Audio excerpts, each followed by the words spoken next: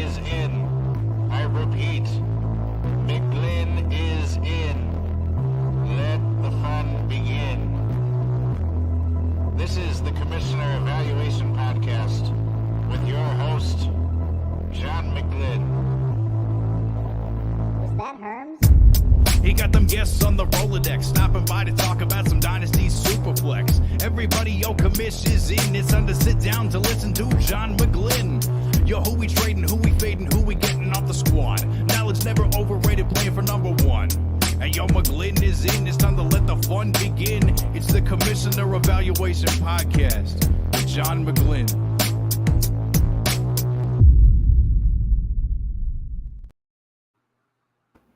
Yes, it is the Commissioner Evaluation Podcast. The show, the podcast, the reality. Welcome to my show, and football is back. We got a real taste of setting lineups, watching Redzone, being pissed off at our guys not producing, all that kind of, well, my guys anyway, but my guys don't produce on any of my teams ever, so I'm kind of used to that.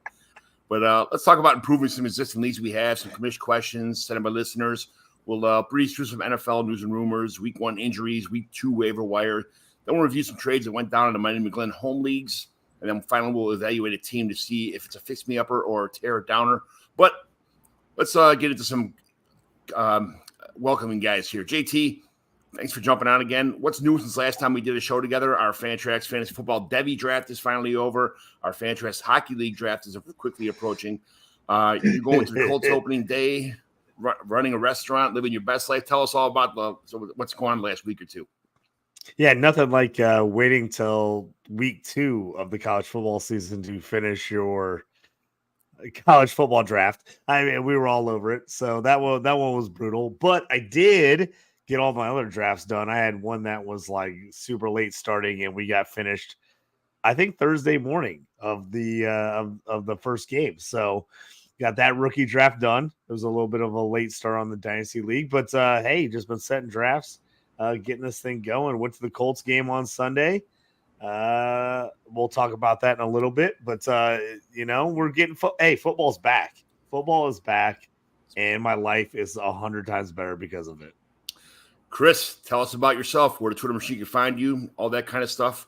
What makes people on the Twitter machine want to follow you? The X machine, I should say now. That's right. It's just my name, Chris Joel Smith, at Chris Joel Smith on X, and don't know why anyone would want to follow me. I'm not an expert. I don't write for a site. I don't have a podcast. I post a lot of Madden clips. I do fantasy analysis through Madden sometimes. Before the game yesterday, I was playing with the Jets and the Bills just to see, could Aaron Rodgers throw 4 touchdowns? Should I bet that? Let's play it. So I give my own opinions, my own fantasy advice, but really I don't rank a lot of players. I don't have a set of rankings. I try to rank analysts. I dig through different sites and pods and YouTube streamers and stuff, and I find who's the most accurate week to week and season to season, kind of like the Fantasy Pros contests and stuff. And yeah. So I got a picture of a scorecard you had yesterday from some DFS lineups. What happened there? It wasn't DFS, so that's called Prize Picks. All right, so this was given out 3 weeks ago on Twitter by Connor Allen, guy we all know from Scott Fishbowl, local guy. You guys are in leagues with him, I'm sure. He said these early lines just came out for week 1, a whole bunch of just player prop stats, and there was a freebie one, Dak Prescott over half of a passing yard. That was a gimme, and then 5 other ones. And he gave really great reasonings for all 5. Josh Allen for under 265, what was 267.5 yards, but like by game time, his line was like 239, 249. It was well less. So he got in early on really good lines, and he gave reasons why, more for these receivers, less for these running backs, and they all hit. It was a $25 bet, won $625. All I did is tail Connor Allen. I used his promo code to get 25 match free on the thing. I think I put in 25, and I'm up like 725. It's awesome. Boom. Outstanding. That's the way it's supposed to work. That's the way it's supposed to work. Yeah, buddy. Yeah, buddy. Shout out Connor Allen for giving that out. I had no involvement in that other than tailing it. But yeah, go on. So finally, you got to go to the Mighty McGlynn Home League Garage Day experience where we were doing all kind of beer bongs and shots of Orange Jameson and all kind. But JT, this guy shows up to the garage, my neighbor Joe's garage. shows up there. We sit there for 10 minutes. He starts drinking, and my son's like, hey, I got 2 tickets for the Bears game. Who wants to go? And we're all like, I want to watch Redzone all day. I'm not going to the Bears game. Chris is like, I'll go. So they just pick up and leave the garage. They just go to the fucking Bears game. They're in like row 7 or something. How was the experience? Yeah, row 8, end zone, closest I've ever been. I had been in the 100 level section before, but probably 30 rows up on the other side. It was awesome. It was great. I've never met Stephen McGlynn, John's son. He just comes into the garage. Hey, anyone want to go to the Bears game?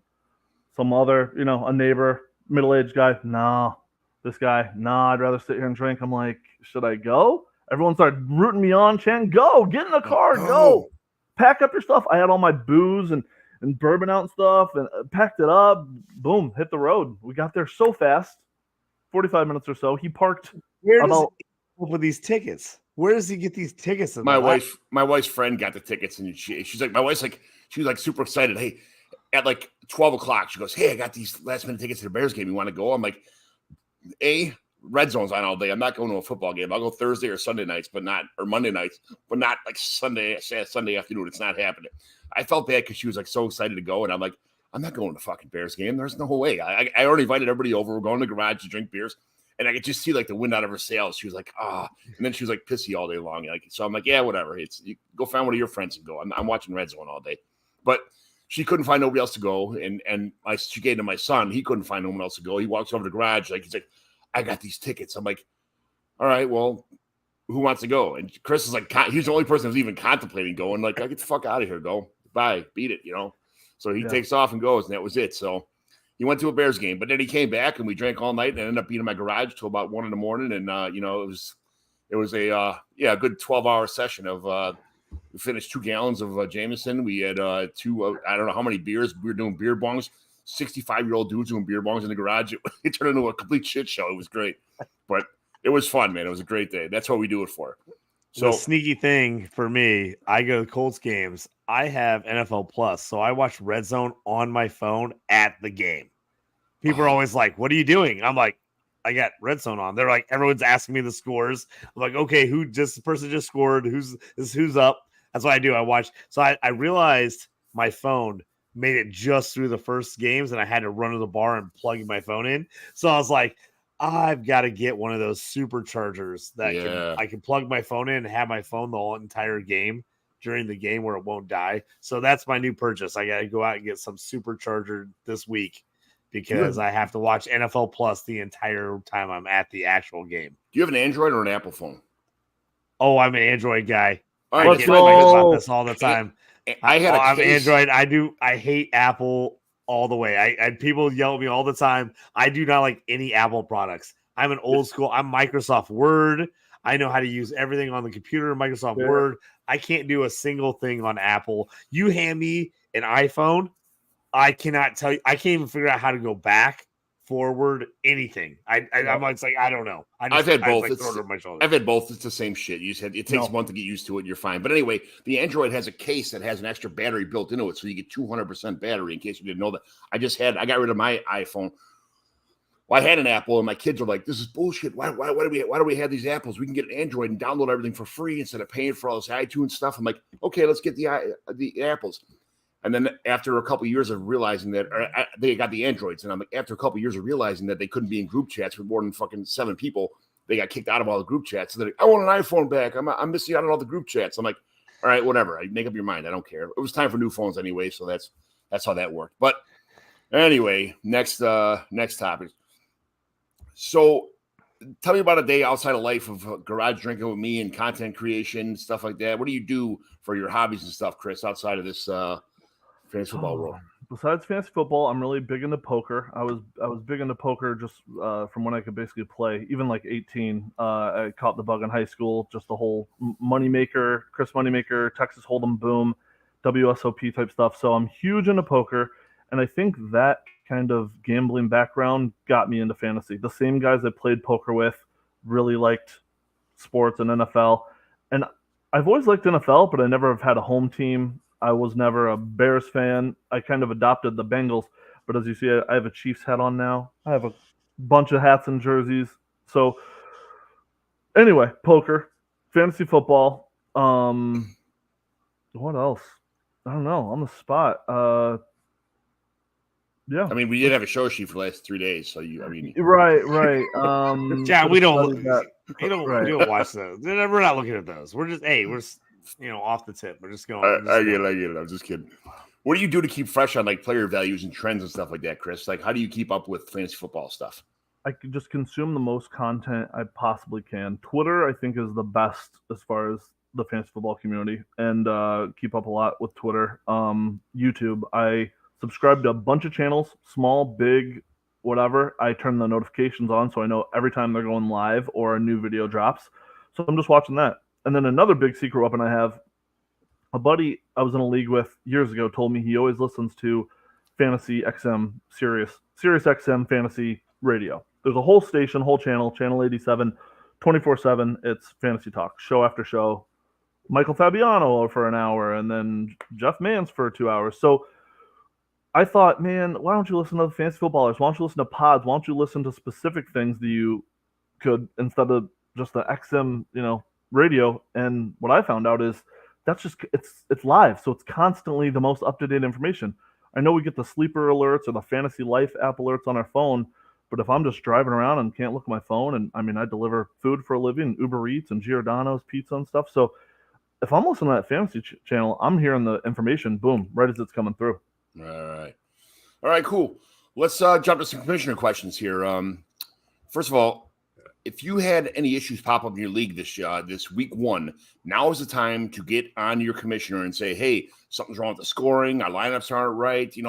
Don't wait until week 3 or 4 or 5 to check this stuff out. Comb through your league right now. Find the problems. Help your commissioner out. Week 1, it can be solved. Week 4 or 5 becomes more and more of a problem. It's like a snowball. So comb through all of your scoring, all of your settings, all the stuff like that. Check everybody's stuff. Help them out. I'm sure the commissioner probably commissions more than one league. So this is a humongous help to your commissioner to kind of point out the problems right now in week 1 as things goes on. So, Chris, how many leagues do you commission? I only commission 1 currently. I have for years, but yeah. JT, how many you commission? Too many. I've seen that. I think I'm at like 5 now. I'm in like 35 leagues. I think I commission 5, but the scoring differences really jumped out at me last night as I was going through my leagues when I saw Christian McCaffrey score 23.2 points in one league and 51 in another, and I'm like, we need more points. We need more points. Why is he not scoring enough points in some of these leagues? Some of these QB leagues I'm in were really crazy scoring. I had Sam Howell in one league score me 6 points, even though he had a touchdown, rushing and throwing. He only scored 6 points. Man, I my new thing is I'm anti leagues where they give you negative points for sacks. Yeah, that's not the QB's fault. It's ridiculous. I mean, how do you score 2 touchdowns and not even score double digits? It's ridiculous. I don't know how like that happens with, I customize all of my scoring in all of my leagues on purpose. I don't like to just have the default ESPN or default Yahoo or default Fantrax or I like to customize all of my scoring. The new league we just started it's tiered. It's a half-point PPR for wide receivers, a full-point PPR for running backs, and a 1.5 to PPR for tight ends. Things like that change leagues up a little bit. And then we have the biggest thing is the bonus points. The bonus points for first downs, for carries, for receptions. Any kind of scoring situations. That quarterback throws over 25 passes, he gets a point. Running back runs over 10 rushes, he gets a point. 20 rushes, you get like 5 points. Stuff like that. If your quarterback throws for over 400 yards, 500 yards, you should have all these bonuses in there. That's what it's all about. This isn't 1982 when you only get kickers versus defenses and stuff like that. So no, I'm all about that. I was going to complain. I don't know if you saw. I posted on the X Twitter, as I like to call it. I lost the league because I got outscored on defense and kicker 28-10, and I lost by 14 points. And I was irate about it. I outscored him in every other position, and I lost because my defense and kicker got scored out 28-10. I'm like, oh my God. And then we talk about this all the time because you hate Tua, and I have a ton of Tua.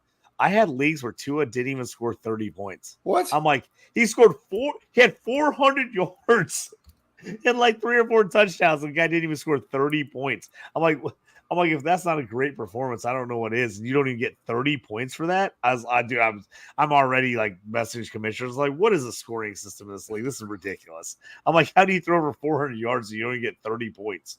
Yeah, 400 yards, 7 touchdowns, and get 28 points. Like that's absolutely ridiculous. I'm like, so when he does, a decent game, he's going to score what, like 16 points? Like, I mean, come on.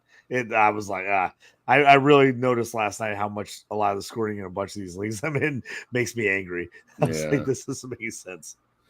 What's a format that you wish you try to encourage people to try? Like a lot of people are still in 1 quarterback leagues, no tight end premium, only two running backs, 2 receivers, what would you say to try if you're going to start up a new league? I'll take Chris. This one. I badly want to be in a 14-team league. I think I'm in a bunch of 12s, a couple 10s, but my own league that I commish has been mostly 12 teams. Some years it drops to 10, kind of is static and or dynamic rather, and moves around. But I could have got to 14 this year, but there are a few sticklers in the league who don't want to play that. And whether it's super flex or not, they just think the player pool will be too depleted. They want to be able to play the waiver wire and stuff. And the reason I like 14 teams so much is you can set up a season where everyone just plays each other exactly once, and then 16 makes the playoff. Yeah. So I like that rather because what if you pull the schedule of you're playing the best team twice, someone else plays the worst team twice. It's been like that for years. But if you can make a 14-team league setup where everyone just plays each other one time, that's really appealing to me. Yeah, that's why I had this. We had the division play all week 1, and then week 2 to 14 goes what used to be the 13-game schedule. I manipulate the schedule myself by hand so that you play your division opponents in week 2 to 4, 2, 3, or 4, and then 12, 13, and 14 at the end of the season. So you're not some of these schedules you see, you play your division opponents in week 2 and then week 4, and by that time, like if you have half your team hurt or something happen, like you're getting 0-2 versus division opponent because you're playing both in a clump in the beginning of the season or at the end of the season. So I separate that as much as possible so that everybody has a chance to either start hot or end hot, and still be on the same page. So yeah, that's my biggest complaint. ESPN, one of the leagues I home, one of the ones I commish, I've been trying to get them to switch. We're staying on ESPN. It's killing me. We're the same thing. Like Chris was saying, like we end up having to play the same 2 teams every year twice because it's it's a 10-team league, and so you end up playing like the last couple weeks. You play this, and there's no randomization of the schedule on ESPN. It will not let you randomize. You have to go in there and do it by hand. I'm like, I'm not doing this by hand. This is a huge pain. And it just drives me insane. And just insane that it does not do that. It kills me. And the fact that they don't have like an all play or any kind of system like that is so annoying. All right, real fast. 1-word answer. Auction or snake draft? Joel first. Auction. JT.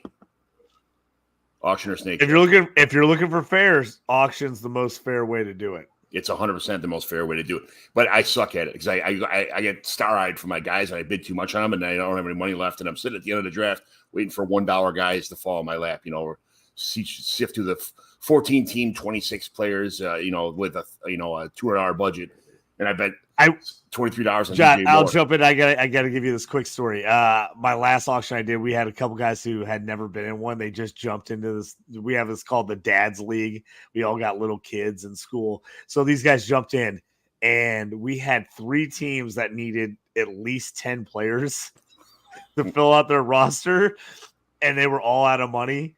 And we just sat around, and it took us an extra hour to do the draft because they had to wait to the very end so they could bid $1 on every player at the end. So we had 30 players. We had to wait for $1 at the end because they were not. They just spent all their money early, and they're like, "Oh wait, I didn't realize that." I'm like, "Oh yeah."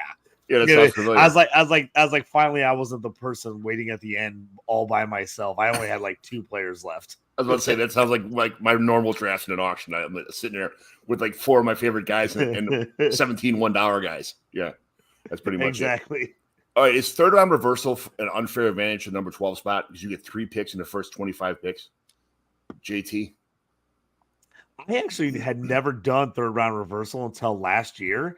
I actually kind of like it if it's like a charity league, like a redraft one time thing, I Mhm. kind of think it makes sense. I would never do it in a dynasty league. I don't like it in dynasty at all. But yeah, I kind of like it if it's a charity league, kind of evens things out when you don't get one of those top QBs. Joel Smith, what do you think? Um, I've only done 3 or 4 3RR drafts now, and I think my first year I was on the very end, so I had that pick 12. I don't know. I don't know if it's that big of an advantage. You get 3 players in the top 25. That's I mean, compared to now, if you're the first pick, you don't get 3 players until you get 1, 24, and then 36. So it's kind of I mean, you get the best player in the league, but at the same time, I'd rather just have 3 picks in the top 25 than only 2 in the top 40 almost. Yeah. But all right, so when you start a new league as a commish, I just give Fantrax a try. It's football. They have regular football. They have Devy leagues for fantasy football, hockey, which me and JT are in, baseball, basketball, college basketball, PGA, Premier Soccer, Formula One, NASCAR. Very customizable and more options than most sites. So visit fantrax.com or find Fantrax on your app store or your Google Play Store and just give it a try. So we're going to do some injuries right now. Give our home league homie Adam Hutchinson a follow for his fantasy football advice. I talked to him last night about the Aaron Rodgers situation while the game was going on, and he was kind of in our league message board. He was kind of just talking about the stuff as it went on. Adam's is fantastic as far as that kind of stuff goes. So follow him at the real Adam _H on Twitter, on X, and just give him a follow. Guy's really smart. You can find him on Football Guys also. Aaron Rodgers injury. It's Achilles. Sounds like it's Achilles. It's almost official at that point in time. We've seen the videos. We've seen all the stuff. It might be, at this point in time, it might be career ending for a 4-year-old guy with this. It's going to be at least a year for him to recover, if not longer than that. He's already 40 years old. This might be the end of Aaron Rodgers' career. Anthony Richardson, quarterback, Colts, knee bruise, should be fine for next week. J.K. Dobbins, another one. Adam Hutchinson has both these guys on his team. That's why I'm kind of referring to him. Oh, good call. We're going to be talking about his league, his team at the end of this show tonight, evaluation, because of to lose 2 players like that in just a brand new startup draft already, in a super flex dynasty startup, and losing, I guess, J.K. Dobbins, in essence, this might be the end of his career also. So to have these 2 of these devastating injuries to players is tough to come by. Aaron Jones, Green Bay Packers, some hamstring tightness, left hamstring. Could be back for week 2, depending on how that goes. There's always complications involved in that. Evan Hull, Colts, knee sprain, could be back in a week or 2. Deontay Johnson, Steelers. If you were watching that game, you saw he went down. And he was like almost crying in pain with his hamstring. So he was definitely in pain. These hammies are tricky. So it could be a week, 2 weeks. It could be a month and a half, and he could come back in a month and a half and then pull it again. Hammies are terrible. Mike Williams, Chargers, possible concussion. He should be fine. Tyler Lockett, again, concussion, should be fine. Jacoby Myers, he had a little bit more of a, kind of a compromised concussion. So he might be a little longer because he got smoked. But, these usually don't lead to much more than a week or so at the most. Greg Dulcich, Denver Broncos, leg strain. So this is for some reason for Dulcich just keeps popping up. I don't know if it's conditioning or lack of water, hydration, or whatever the deal may be, but this could be annoying his entire career. So when it's something like this keeps popping up, I don't know if this is time to move on from this guy if you had him already, but I'm not a big fan of it. Pat Freiermuth, Steelers, chest, depending on the severity of the soreness, rib injury, could be just a pain tolerance issue, but he got hit in the chest pretty bad. You could see he was in pain, but chest, those rib issues, if it's really deep, like a cartilage or something like that, then it could be a little longer, but a lot of times it's just like a pain tolerance thing. You've seen quarterbacks, play through this kind of stuff with rib injuries, but just you got to keep monitoring this stuff all the time. So what we're going to do now is, any other injuries I forgot about, guys, before I move on? Pretty much covered them all, right? So, all right. So what we're going to do now is you hit everything up. News and rumors. So what we're going to do is I'll give JT the odds and Joel Smith, you do the evens. So right from the get-go, JT, Bears, what's the excuse for Justin Fields now? The play calling was pretty atrocious. I'm going to be honest with you, watching that game. They just would not let him throw anything downfield. It was brutal. They got to open it up. Like at this point, let him throw deep. Just open the playbook. If he throws 50 picks, he throws 50 picks, and you decide it's time to move on. But just holding back on the playbook just makes no sense anymore at this point. It's really frustrating. All my Bears friends were just losing their mind. They're like, just let him throw the ball. Yeah. Chris, Bengals, Joe Burrow hurt, bad weather, or just a good Browns defense, or all the above? Jeez, I'm glad I went to the Bears game and missed that, because when I saw the score up in the stadium, 3-27 or whatever it was, I can't believe it. I mean, so is he hurt? Did he look hobbled? Is the calf still a thing? I think maybe it was the bad game. Forget about it. Write it off. Move on. The Chiefs lost. The Bills lost. The Bengals lost. What's going on? Week one issues. Right. Bills, JT, is Josh Allen not Josh Allen anymore? I think he's still Josh Allen. He just turns the ball over. I mean, he does. People just they convince themselves that he doesn't do this, but he does turn the ball over. He reminds me a ton of Brett Favre in that sense. He's going to make some great plays. He's going to win you a ton of games, but he's also going to turn the ball over and kill you ever so often. It's who he is. Those quarterbacks, they have such a strong arm. They think they can force it in anywhere. So they're looking 40 yards downfield at a postage stamp and thinking they can hit that spot because they're so talented. But you're going to realize real fast you got to be able to read defense a little bit better, not wait for the play to develop and hit guys in stride in their routes, not wait until the very end of the routes. And when guys are open in the middle of coverage.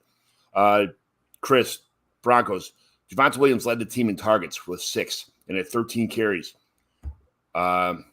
Are you trading for him now, or are you going to wait until the full season and see if his recovery is really kicked in? I am not trading for him now. I think I don't even have any shares. I might have a best ball share too, but I mean, he got the most targets. How many targets? Yes, 6 out of the whole team. Yes. See, it's fluky. Marvin Mims only had 1 or 2, and I thought he was going to be great, but I'm not dropping him yet. So Javonte Williams, I don't know. I'm trading for him. There you go. Good job.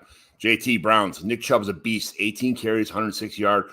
Jerome Ford was not very good. 15 carries for 36 yards.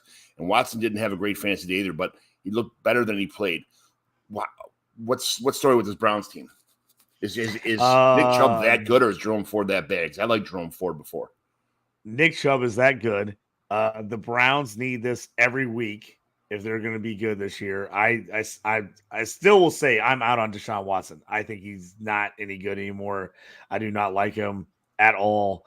This team has to get up and just pound the rock. As you saw, that's what they did with all these carries. I mean, when they have 33 carries between Ford and Chubb, that's what they have to do. If they get behind, this team is in trouble. So they've got to get up where they can just pass rush and run the ball on offense.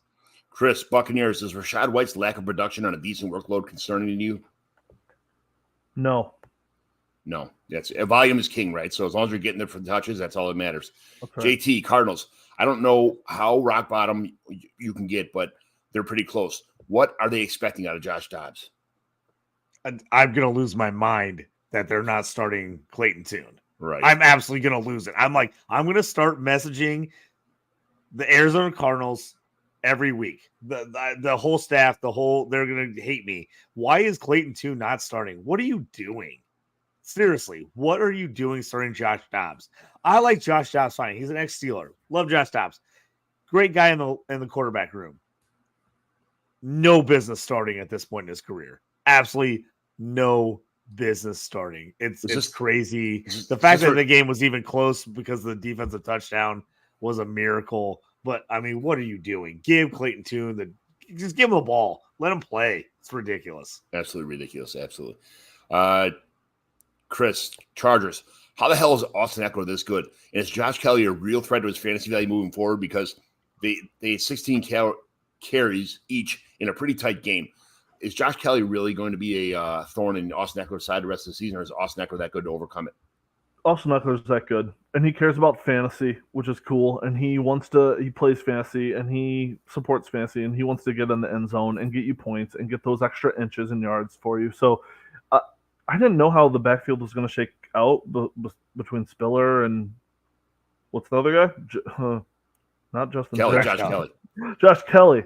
So Josh Kelly got 16 carries. Yeah. And so did Austin Eckler, but Austin Eckler crushed it, right? He scored the touchdown. He killed it as far as the stat sheet's concerned. Yes. So I drafted Austin Eckler a bunch. He was my first round pick in a couple leagues this year, and people thought he's getting older and falling off, but I'm all about him. I've been thinking that for 3 years now, and I keep getting proved wrong again. And it's like at some point in time, next year I'm going to draft him, and he's going to get hurt like day one. Yeah. I'm like, son of a bitch. I got to throw out a little something here. My boy Chase Daniel, Mizzou, ex-Chargers quarterback, said on his podcast this week that the Chargers are going to figure out how to pound the rock. He said that. He said they've been struggling for 2 years to figure out how to run the ball more. He said that was the number one thing coming into camp was they're like, we got to figure out how to run the ball more and more efficiently. And you saw that week 1. I was super impressed the fact that they got that many carries and they were that productive. It shows that they said they were working super hard on that in camp, figure out how to run the ball better because they were just non-existent running the ball last year. So shout out to Chase Daniel. He told everyone to pay attention to that. Yeah, they want to chew up the clock and play defense, but they found themselves in a shooting match with Miami, so they kind of threw the plans off, but it is what it is. Every game with Miami is going to be that way. Every game with Miami is going to be that way this year. I'm telling you right now. I'm getting back on the Dolphins bandwagon a little bit. I mean, Tua is so. Here's the thing: is that we'll talk about Dolphins in a minute, but actually watching Tyreek Hill catch the ball and stride for a change instead of having to stop and come back for the ball was actually pretty good sight for me. So we'll get to that in a minute. But who was this? Chris from now, right? I took Chargers. So it's me. You know me. I can't help it. I have to jump in on other people's questions. I get it. It is what it is. All right, the Chiefs. Without Kelsey on the field, do they stand a chance to win the playoffs? If Kelsey really got a significant injury later this year and they had to go back with all these young receivers, I mean, is Patrick Mahomes without Kelsey, and B, are they going to be able to work as a team and get through and possibly back to the Super Bowl? Here's the thing with them. I know Mahomes is getting some hate. I think Mahomes is still Mahomes. The problem is you can only do so much as a QB. You put the ball right in guys' hands and they drop it. What else are you supposed to do? So I do think this Kelsey issue is a major issue for them just because he's so reliable. I know it's 1 week and I hate to overreact, but I've absolutely been out on Kadarius Toney the entire time since he got drafted. I was like, I don't know why you guys are picking this guy. I just think he's a mess. I wouldn't want him on my team at all in real life, much less fantasy. I knew he was a disaster. The Sky Moore. I missed a 4-team same game parlay on Sky Moore over 42 yards receiving. That's the only thing I didn't hit. Didn't hit was Sky Moore in that Chiefs-Lions game. So I am now anti-Chiefs all day long because of that. But no, I think this is a big problem. They got to have Kelsey. The rest of these receivers, Mahomes is doing what he can to make him look good, but man, these guys are doing him no favors. They're not helping him at all. That was brutal. And it's Sky Moore, I'll tell you what, the 2 passes that he did get, he got three attempts. I don't know if you saw the game or not, but 2 passes were like almost uncatchable. They were kind of way out of reach. And the third one was pretty much between his knees and his ankles. He reached down and caught it, but as soon as he touched the ball, the defender stuck his hand in or knocked it out of his hand. So he would have been 1 for 3, but it really wasn't Sky Moore's fault on that one. I wasn't blaming him. Yeah, exactly. I wasn't blaming Sky Moore. I was just upset because that was everybody. I was like looking through. I'm like, I needed one more play in my same game parlay because I had Monty with a touchdown. I had Monty over rushing yards. I had Lions plus 7.5. I just needed one more play, and I was like, everybody was like Sky Moore everywhere over X. Yeah, Sky Moore, and I'm like, all right, I'm going to take him. I was like, I'll take the over. And again, he didn't get a lot of targets, so I'm not dogging him on that. But I was just upset because I lost my parlay on that. Chris, Anthony Richardson, we're doing the Colts. Anthony Richardson bruised his knee a little bit. He should be fine for week 2. He looked pretty good in week 1. How good do you think Anthony Richardson can be? I think he looks good. I saw the condensed replay, and he looked good. When that notification popped up that he hurt his knee, I thought it was going to be worse than it is. And then hours later, Sleeper said, just a bone bruise or whatever it is. I think he's going to be great. I'm glad I have him in a dynasty and a couple redrafts, and love him. Yeah. Hey, Rich. All right, I got to jump in on this. You know, Cole. All right, I went to the game. The evens, you fucking jerk. I know. I went to the game. He looked pretty good the whole game. It was the same thing with the Bears. They would not let him throw deep. They refused. They refused to let him throw deep. It was driving me insane at the game that they would not let him go deep. He actually looked pretty good. The interception was awful. If anyone saw the interception, it was absolutely terrible. It was a horrible throw, but it was one very, very bad throws. The other thing, oh my God, you have a 250-pound quarterback, and they went 0 for 4 on 4th and short in this game. The Colts should have won this game. They should have won this game. It was ridiculous. How do you get stuffed on 4th and inches with a 250-pound quarterback? Right. Their O-line, they got to figure out. They've obviously not practiced the QB sneaks at all. There's one where he literally just fell over on the line. I'm like, what are you doing, AR? I mean, he didn't even like turn his legs, nothing. He just like laid on the lineman. I'm like, all right, week 1, here we go. Week 2, we go into practice. All we're doing for 20 minutes is practicing QB sneaks. I mean, it was brutal. If they could have QB sneaked, they would have had a ton more. Also, he should have scored a touchdown at the end of the game when he got hurt. Got tackled on the one. They didn't run a play for him. They should have ran an actual play for him to score, and he would have scored. So everyone in fantasy, you can boo striking because you should have had another 6 points on an AR touchdown when they got stuffed on 4th and 1 in the last minute of the game. If you could trade for AR right now, it would be the best thing in the world to do because I think his floor is pretty damn high, but his ceiling is. I mean, I don't know what the ceiling. The sky's the limit for that. I mean, he could be so good. All right, who are we at now? JT. Oh, JT. Cowboys. It's me. I'm just jumping in on everything. Are the Cowboys this good even when Dak doesn't play well? I think the defense is really good. I think this defense is really good. I think the Giants are a little bit of frauds, I'm going to say. I really think they are. I don't think the Cowboys are going to be this good every week. I just think everything kind of worked for them. I think they're going to be solid, but I think the Giants are kind of frauds. Yeah, that receiving core is, everybody kind of made it out to be, they have their receiving core is way worse than the Bears, and I don't understand why people make Justin Fields out there. I don't know. He's got nothing to do. Even last year. Their receiving core is worse than the Bears, I think, even with the Bears' injuries. So I don't really – I understand that Darren Waller didn't do much yesterday, but at the same time, everything else around him is garbage. So whatever. Chris, Miami, Tua look good, but Tyreek is just phenomenal. Can they continue these shootouts all season long? Heck yeah, as long as he doesn't get rocked and concussed, man. Is it a fact that if he gets like one more – serious concussion that he will be done, or will he just sit out a few weeks and come back? Like, is there a limit on how many concussions you can get in the NFL? You know what's funny, because I like I said yesterday that it was pretty cool to see Tyreek Hill catching the balls in stride.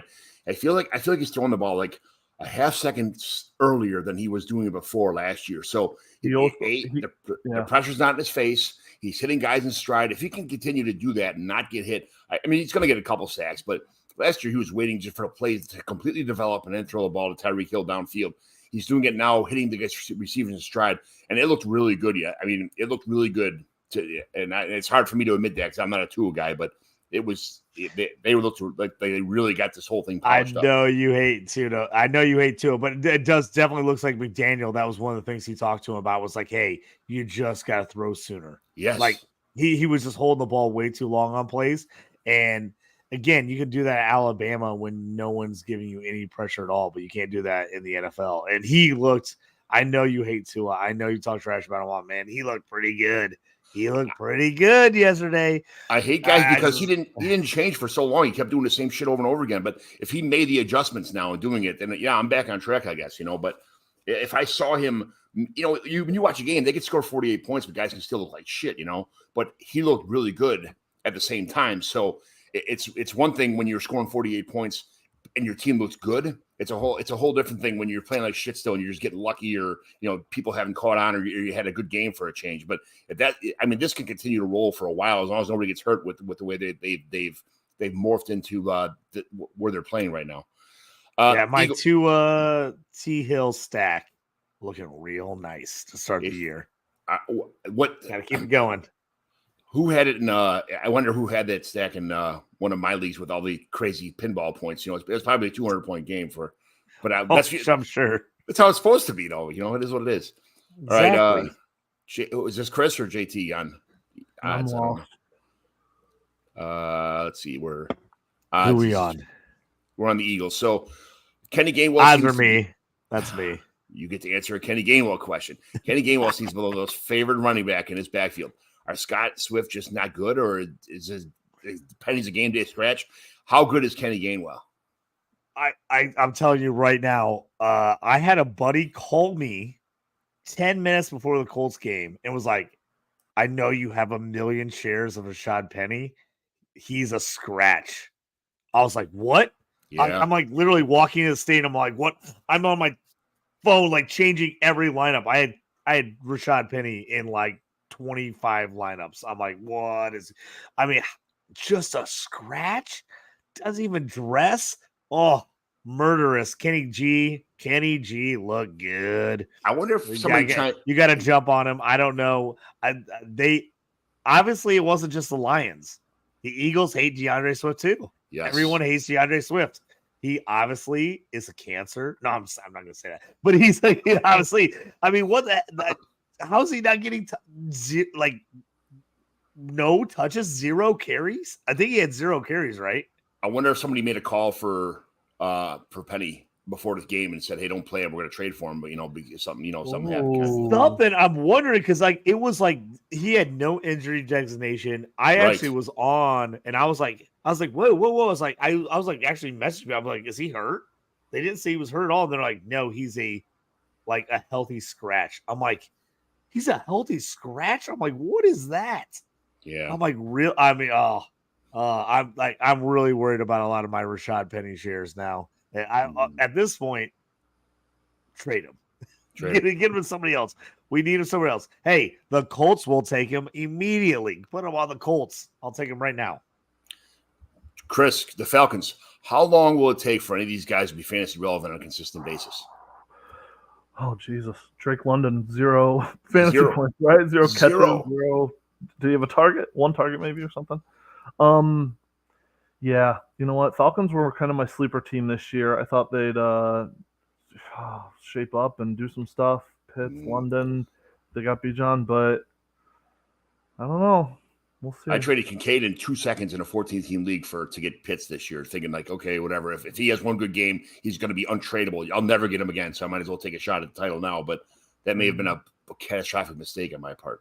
How good did Kincaid got a ton of? He got a ton of. They ran 2 tight ends the entire game. It was I saw him crazy. spread out full wide. He was like all the way at the sideline on one of those catches, and wow. Okay, you know the rub in my face, right, jerks? So, let's see. JT, I believe, 49ers. Sam Darnold for MVP hope took a big blow this week. The way Brock Purdy played. Can McCaffrey keep up this workload? And why would San Francisco abuse him like this when the game was already a blowout? CMC, he's my man crush. I love him. He looked awesome. He ripped my Steelers apart. If Sam Darnold would have started, they would have scored 60. See, I'm just saying. Exactly. I'm just saying they blew it playing Purdy. Here's the question I want to answer. Pickett did not look great for the Steelers. Honestly, he got hit pretty hard early in the game and kind of looked a little iffy. But if you put Pickett on the Steelers or from the Steelers on the Niners and you put Purdy on the Steelers, is it like complete opposite? I mean, does Pickett win MVP if he's on the Niners and everyone loves him if he's on the Niners? Every quarterback. I kind of think so. I kind of think everyone would be like, oh, man, Kenny Pickett's the man. He's on the Niners. They're winning the Super Bowl. I don't know.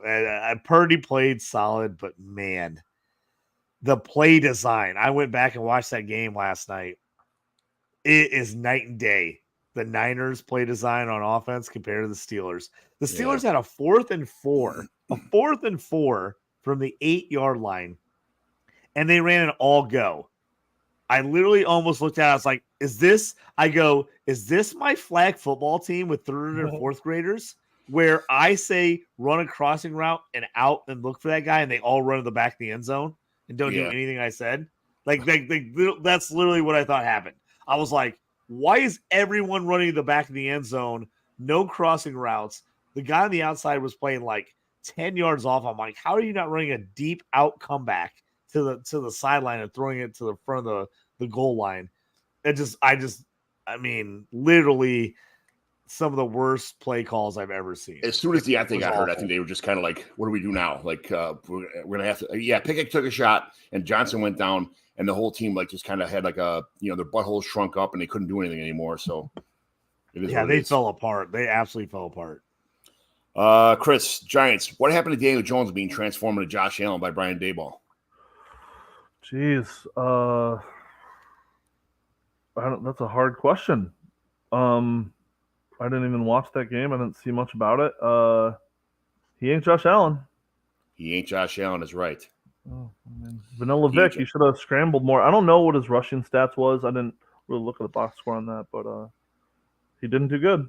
He did not look good. He did not look good. A lot of sacks. Cowboys. When the defense has their ears pinned back like that anyway, when they're up by a ton, it's hard to you just kind of regain your composure and get back on track anyway. So I'm going to call that a wash for week one, just being unprepared, having the game script get out of hand, that kind of stuff. But JT, Jaguars, can we put all this Calvin Ridley questions behind us now? I have to say this. The 0 on Calvin Ridley's jersey is the biggest 0 I've ever seen. I don't know why. It was driving me crazy the whole game. I mean, it's the most gigantic 0 I've ever seen on a jersey ever. I mean, huge. But he looked good. I have to tell on myself. I said that Calvin Ridley wasn't going to hurt Christian Kirk. It was going to hurt Zay Jones and Evan Ingram. I was completely wrong. Christian Kirk did nothing. 1 catch. Calvin Ridley had a great game. Zay Jones had a great game. Yeah. Christian Kirk might be in trouble. Calvin Ridley looked pretty good for a guy who hasn't played football in a long time. But yeah, he was pretty tough. And I will give my little IDP shout out real quick here. Josh Allen, Jaguars linebacker, outscored Josh Allen, Bills quarterback in fantasy this week by a lot. That's why we play IDP. That's why we play IDP, John. That's why we do it. You got the hook is right there. I'm almost there, JT. That's not there yet, but I'm almost there. So, okay, Chris, Jets. Who could be the savior of this franchise if it's not? Is it going to be Zach Wilson, or are they going to try to bring somebody else in? Colin Kaepernick. Okay, next question. Lions. Look at your sleeper updates, bud. It breaking news. Breaking news. Hey, I'm glad I got Zach Wilson in the Baby Boomers League, John. Yeah. Remember I took that late round pick at the draft. Everybody's like, "Whoa, what are you doing?" I'm like, "No, just wait." They all weren't like that. I was like, "You son of a bitch! You knew I wanted him. You took him right in front of me." That's how that went. I have him in like 5 different leagues. So, so go ahead. Sorry to cut you off. No, I think JT takes Colts and Steelers, and it takes all my guys after that just to piss me off. That's how his teams are built. So 1 minute ago, Colin Kaepernick's agent has reportedly reached out to the Jets, expressing Kaepernick's desire to make an NFL return. Doesn't mean crap. They could still get Carson Wentz or some veteran. The guy's irrelevant. He was irrelevant when he's young and played. Now he's old. He doesn't move anymore. It's just they tries to make news. Gives me the update. Hey, I'm gonna run with it. Yeah, it's important for them to push it out. So, for one, this would be the greatest. Is everyone talked about how much Aaron Rodgers is helping Zach Wilson, the mentoring. I would love to see them go the complete opposite. Get Carson Wentz and watch Carson Wentz completely destroy Zach Wilson and tell him exactly everything not to do in the locker room and how not to treat everyone. And it would be amazing. It's like he would just go off the rails. JT, you know who really belongs there, right? Not Tom Brady, right? Jameis Winston. Oh, I saw that.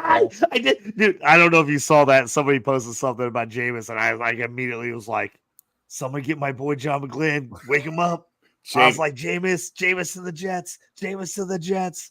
Jameis would light the world on fire in New York. Him and Garrett Wilson they'd build statues of them out in front of the Meadowlands. I tell you what, the Jets would be a lot more interesting with a little Jameis in their life.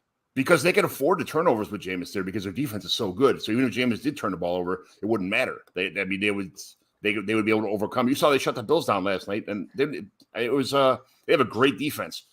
So they want someone. They want a ball control guy, not Jameis Winston. But I tell you what, man, Jameis Winston would be really good for that team. They got a lot of weapons that are not being utilized right now. Do you guys know who the Jets are playing next week? Cowboys. What do we think about that? Who just shut them out? Jeez. I don't know. I would be taking the under in that game all day long. Both those defenses are gonna be tough. Yeah, run, and that kind of stuff. All right, Lions. Who's this? Odds. That's me.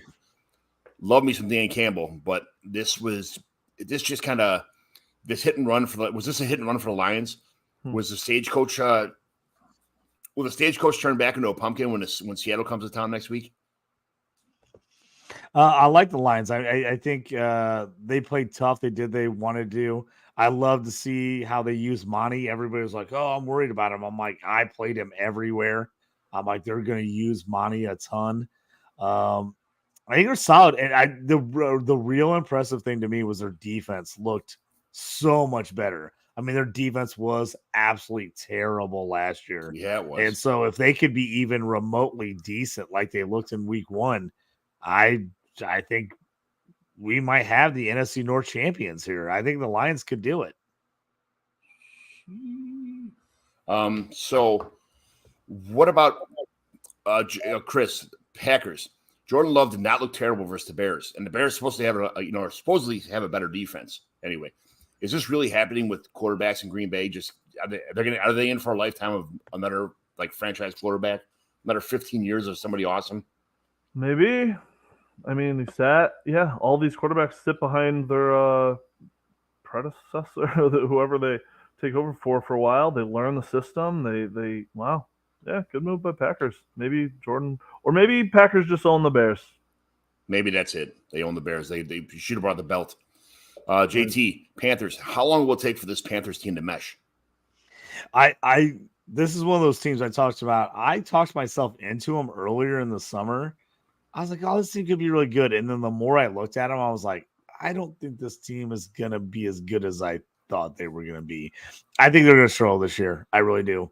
I'm not anti-Bryce Young or anything like that. I just don't think they have the weapons on offense. I really don't. They got to put more guys around Bryce Young. And until that happens, I think this team's going to struggle. They have a lot of guys with potential that have never met their potential. That kind of guys who were, guys who were popular, coming out of college, thought people, I guess everybody thought that they were going to be, everybody thought they're going to have a really good career, and just guys didn't pan out, and now they're retreads back in Carolina now, and they're just not panning out. So, Chris, Patriots, Mac Jones actually looked okay. Could all 4 AFC teams make the playoffs this year? AFC East teams make the playoffs this year? Sure, why not? Sure, why not? JT, Raiders, Josh Jacobs had 19 carries for 48 yards. What the hell was that?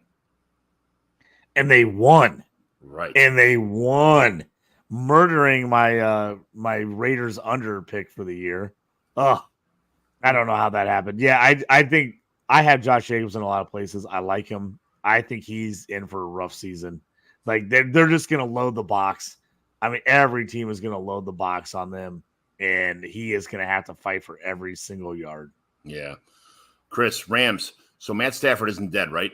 The offense had a perfect balance of run and pass. I mean, this team looks a lot. I was literally the Rams are. I was pretty much in the Rams are going to the elephant graveyard kind of situation. They looked pretty good yesterday. Matt Stafford's not done, right? He's not dead yet, right? No, and people wrote him off, and he was super late as far as the quarterback rankings this year and stuff. And I still took him. I'm a fan of the late round quarterback, so I have him in a few leagues. Even without Cooper Kupp, even though they don't have many weapons. Van Jefferson. Did Demarcus Robinson show up yesterday? I don't know if he's, but Puka Nacua did. Puka, boy, monster game. I saw people trading second or first round picks for Puka. Wow. I'm like, oh my gosh, the hype is all over. I will say, yeah, people are getting crazy post game about him. Cam Akers, I've never liked Cam Akers. I still don't like Cam Akers. Somehow, this is where crazy fantasy scoring goes. I was in one league. Who did he outscored one of my quarterbacks when he had like 22 carries for like 29 yards or something ridiculous. And I'm like, he outscored a quarterback that had 2 touchdowns and he outscored him by like 3 points. I'm like, this is ridiculous. Kyron Williams had a much better game as far as stat sheet's concerned. Yeah. I put in waiver wires for Kyron Williams everywhere, literally everywhere. I think he could be the guy going forward. Us Notre Dame fans already knew he was the guy. So that, whatever. Yeah. I mean, another team killing my under. I took the Rams under this year, so that's also killing my under. But. Chris, Ravens, without Dobbins, will Gus Edwards and Justice Hill be the 1-2 punch, or are they just going to bring somebody in? So I thought Melvin Gordon was cut. I thought he was a free agent, but apparently they still have him, and they're totally behind practice him. Squad. He's practice squad, so they'll elevate him, and maybe they'll bring somebody else in. Dude, bring Leonard Fournette in. Everyone thinks Hunt. I picked up Hunt in the league, which that's a question I want to get to with you guys, commissioners. Like, Kareem Hunt was a free agent. Yesterday, before the Monday night game kicked off, you could just pick him up if you could be able to drop someone on your bench. But, yeah, Gus Edwards, I'm glad I have him. I have a Justice Hill or 2 share. There's a league where I have them both. I'm really happy about that. So, seeing how everybody, Yahoo has a situation where you could, after guys played, you could drop them and then pick up. Same with Sleeper. I don't know if it's a setting, but on Sleeper, I dropped a tight end who did nothing for me yesterday and picked up Kareem Hunt. I don't know what setting that is, but it's not in my leagues. I don't know how. Really? Oh, you know what? You must have got the default Sleeper, like when you started the league up, you must have done like default Sleeper or default ESPN. Maybe that's how you did it, but mine's not set up that way.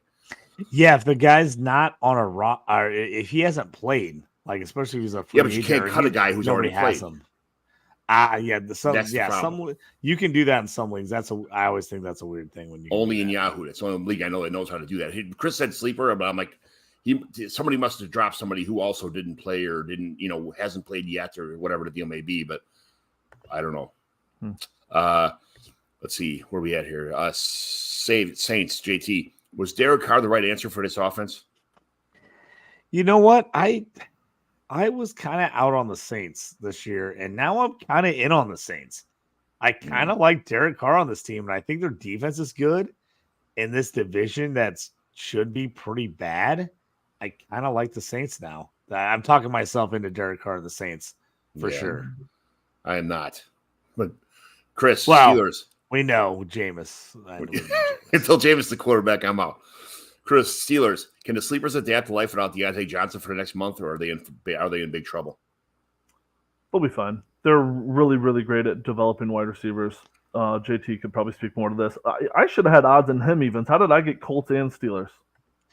Did you do that on purpose? Did you give me his favorite teams? I was trying to make the show go. He doesn't want me to talk forever. I was trying to get the show to go faster, so I'm going to always give JT the odds, or evens, or vice versa. But it is what he usually chimes in anyway. So JT, can the Steelers adapt to life without Deontay Johnson for next month, or are they in big trouble?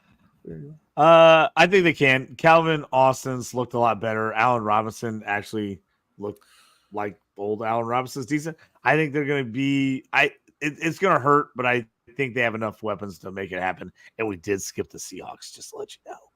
I'll go back to that one. Calvin Austin, I think he's just a special team guy and like a gadget kind of player. I don't think he's like a real. He's better than I think people realize. I think the guy's got massive wheels. They can get him the ball in decent spots. I think he can do something. All right, JT, Seahawks. What happened to Geno Smith MVP season? I was really worried about this coming into the year that Geno was going to be old Geno. And I think that's what happened. I'm a little worried about the Seahawks team. I'm not going to lie to you. I just can't see Geno replicating the numbers he did last year. I was in the, even though Geno's not that good, this team is like too big to fail. Like they have too many good running backs, too many good receivers, too good of everything. Even the defense is, not terrible, but I mean, not great, but I can't wait for this whole thing to just fall in on Pete Carroll and get him out of the league forever. That's my goal here. Can't stand Pete Carroll, but Chris, I knew you were gonna love it. I was like, I can't wait until John talks smack about Pete Carroll. It's gonna be awesome. Burn it down. Chris, Texans. Is this the Nico Collins year breakout? Sure. Yeah, I love Nico Collins. Got him a couple. What about Mechie though? I like Mechie too, but I think they're both a little bit underrated. But I think Collins, people are starting to throw the towel on Collins because of the fact that, he didn't pan out. He kept getting hurt, never really But I mean, he led the team in targets, so Yeah, we'll see what happens. He might be the truth. JT Titans. I was under the impression Ryan Tannehill was going to pop in this new offense. How long until Will Levis becomes an option anyway, or like undertones of talk about random scoring for leagues? I had a league where Ryan Tannehill scored me negative 12 points. negative 12? Negative 12 points.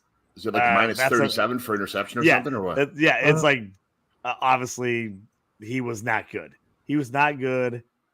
I thought the Titans would be awful this year. I mean, I had him like 3 or 4 wins less than Vegas. I thought they'd be awful. Then they signed DeAndre, Hopkins, D-Hop. Everybody convinced me that like, hey, no, they're going for it. They're going for, they're going to be awesome. And I'm like, maybe. And then I just realized I was right. They're going to be terrible. They're bad. I can't wait till Will Levis gets in and I can be 100% right on how terrible Will Levis is going to be, as I've been saying all offseason. So I'm all in for this Titans dysfunction as a Colts fan. I absolutely love it. 16 for 34, 198 yards and 3 picks. That's pretty bad. That's a bad stat line. But terrible. And I'm a Tannehill stan, so it is what it is. I'm not against Tannehill at all, honestly. It was a bad day, and I feel like the Titans are going to be bad this year. They have to be up. They got to pound the rock. That's the only way they win. Their defense isn't good anymore. I think they're in trouble. Speaking of pounding the rock, like what Tajay Spears, dude? Like, is he the real thing now, or what? I totally missed out on Tajay Spears. I have to be honest. I didn't take him in any rookie drafts. I was like, the guy's got no knees. Like, this is a terrible idea. Every time I've watched him, he's impressed me. I totally missed the boat on Tajay Spears, man. I actually think he's going to be really good. Maybe it's only 2 or 3 seasons before he's here for a it's good all time. said and done. Yeah, exactly. But I mean, I'd jump on him right now if I could. Chris, Vikings. What the hell did the Vikings? Why did they just abandon Justin Jefferson in the second half? He had like 72 targets for 9 million yards in the first half and 2 targets for nothing in the second half. Pretty much. What happened? Wow, I don't know. I didn't see the game. I'll bring up the box score real quick. It was a close game, 20-17. He must have just been getting blanketed. Who's covered double teams? It doesn't matter. He's good enough to overcome that kind of stuff, man. My guy Jordan Addison with a touchdown, though. I love to see that. Yes, you do. Yes, I do too. Not when I'm playing against you.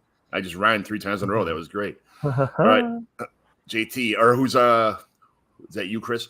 Well, yeah, Washington. Back to me. We're all over the place. Yep. I will take the Antonio Gibson question. Is Antonio Gibson a buy now, or is Brian Robinson a sell? What happened to the preseason Antonio Gibson, where they were giving him the ball, throwing it to him, getting him touches? I love that Antonio Gibson. And then we go to the regular season, we just forget he's on the team.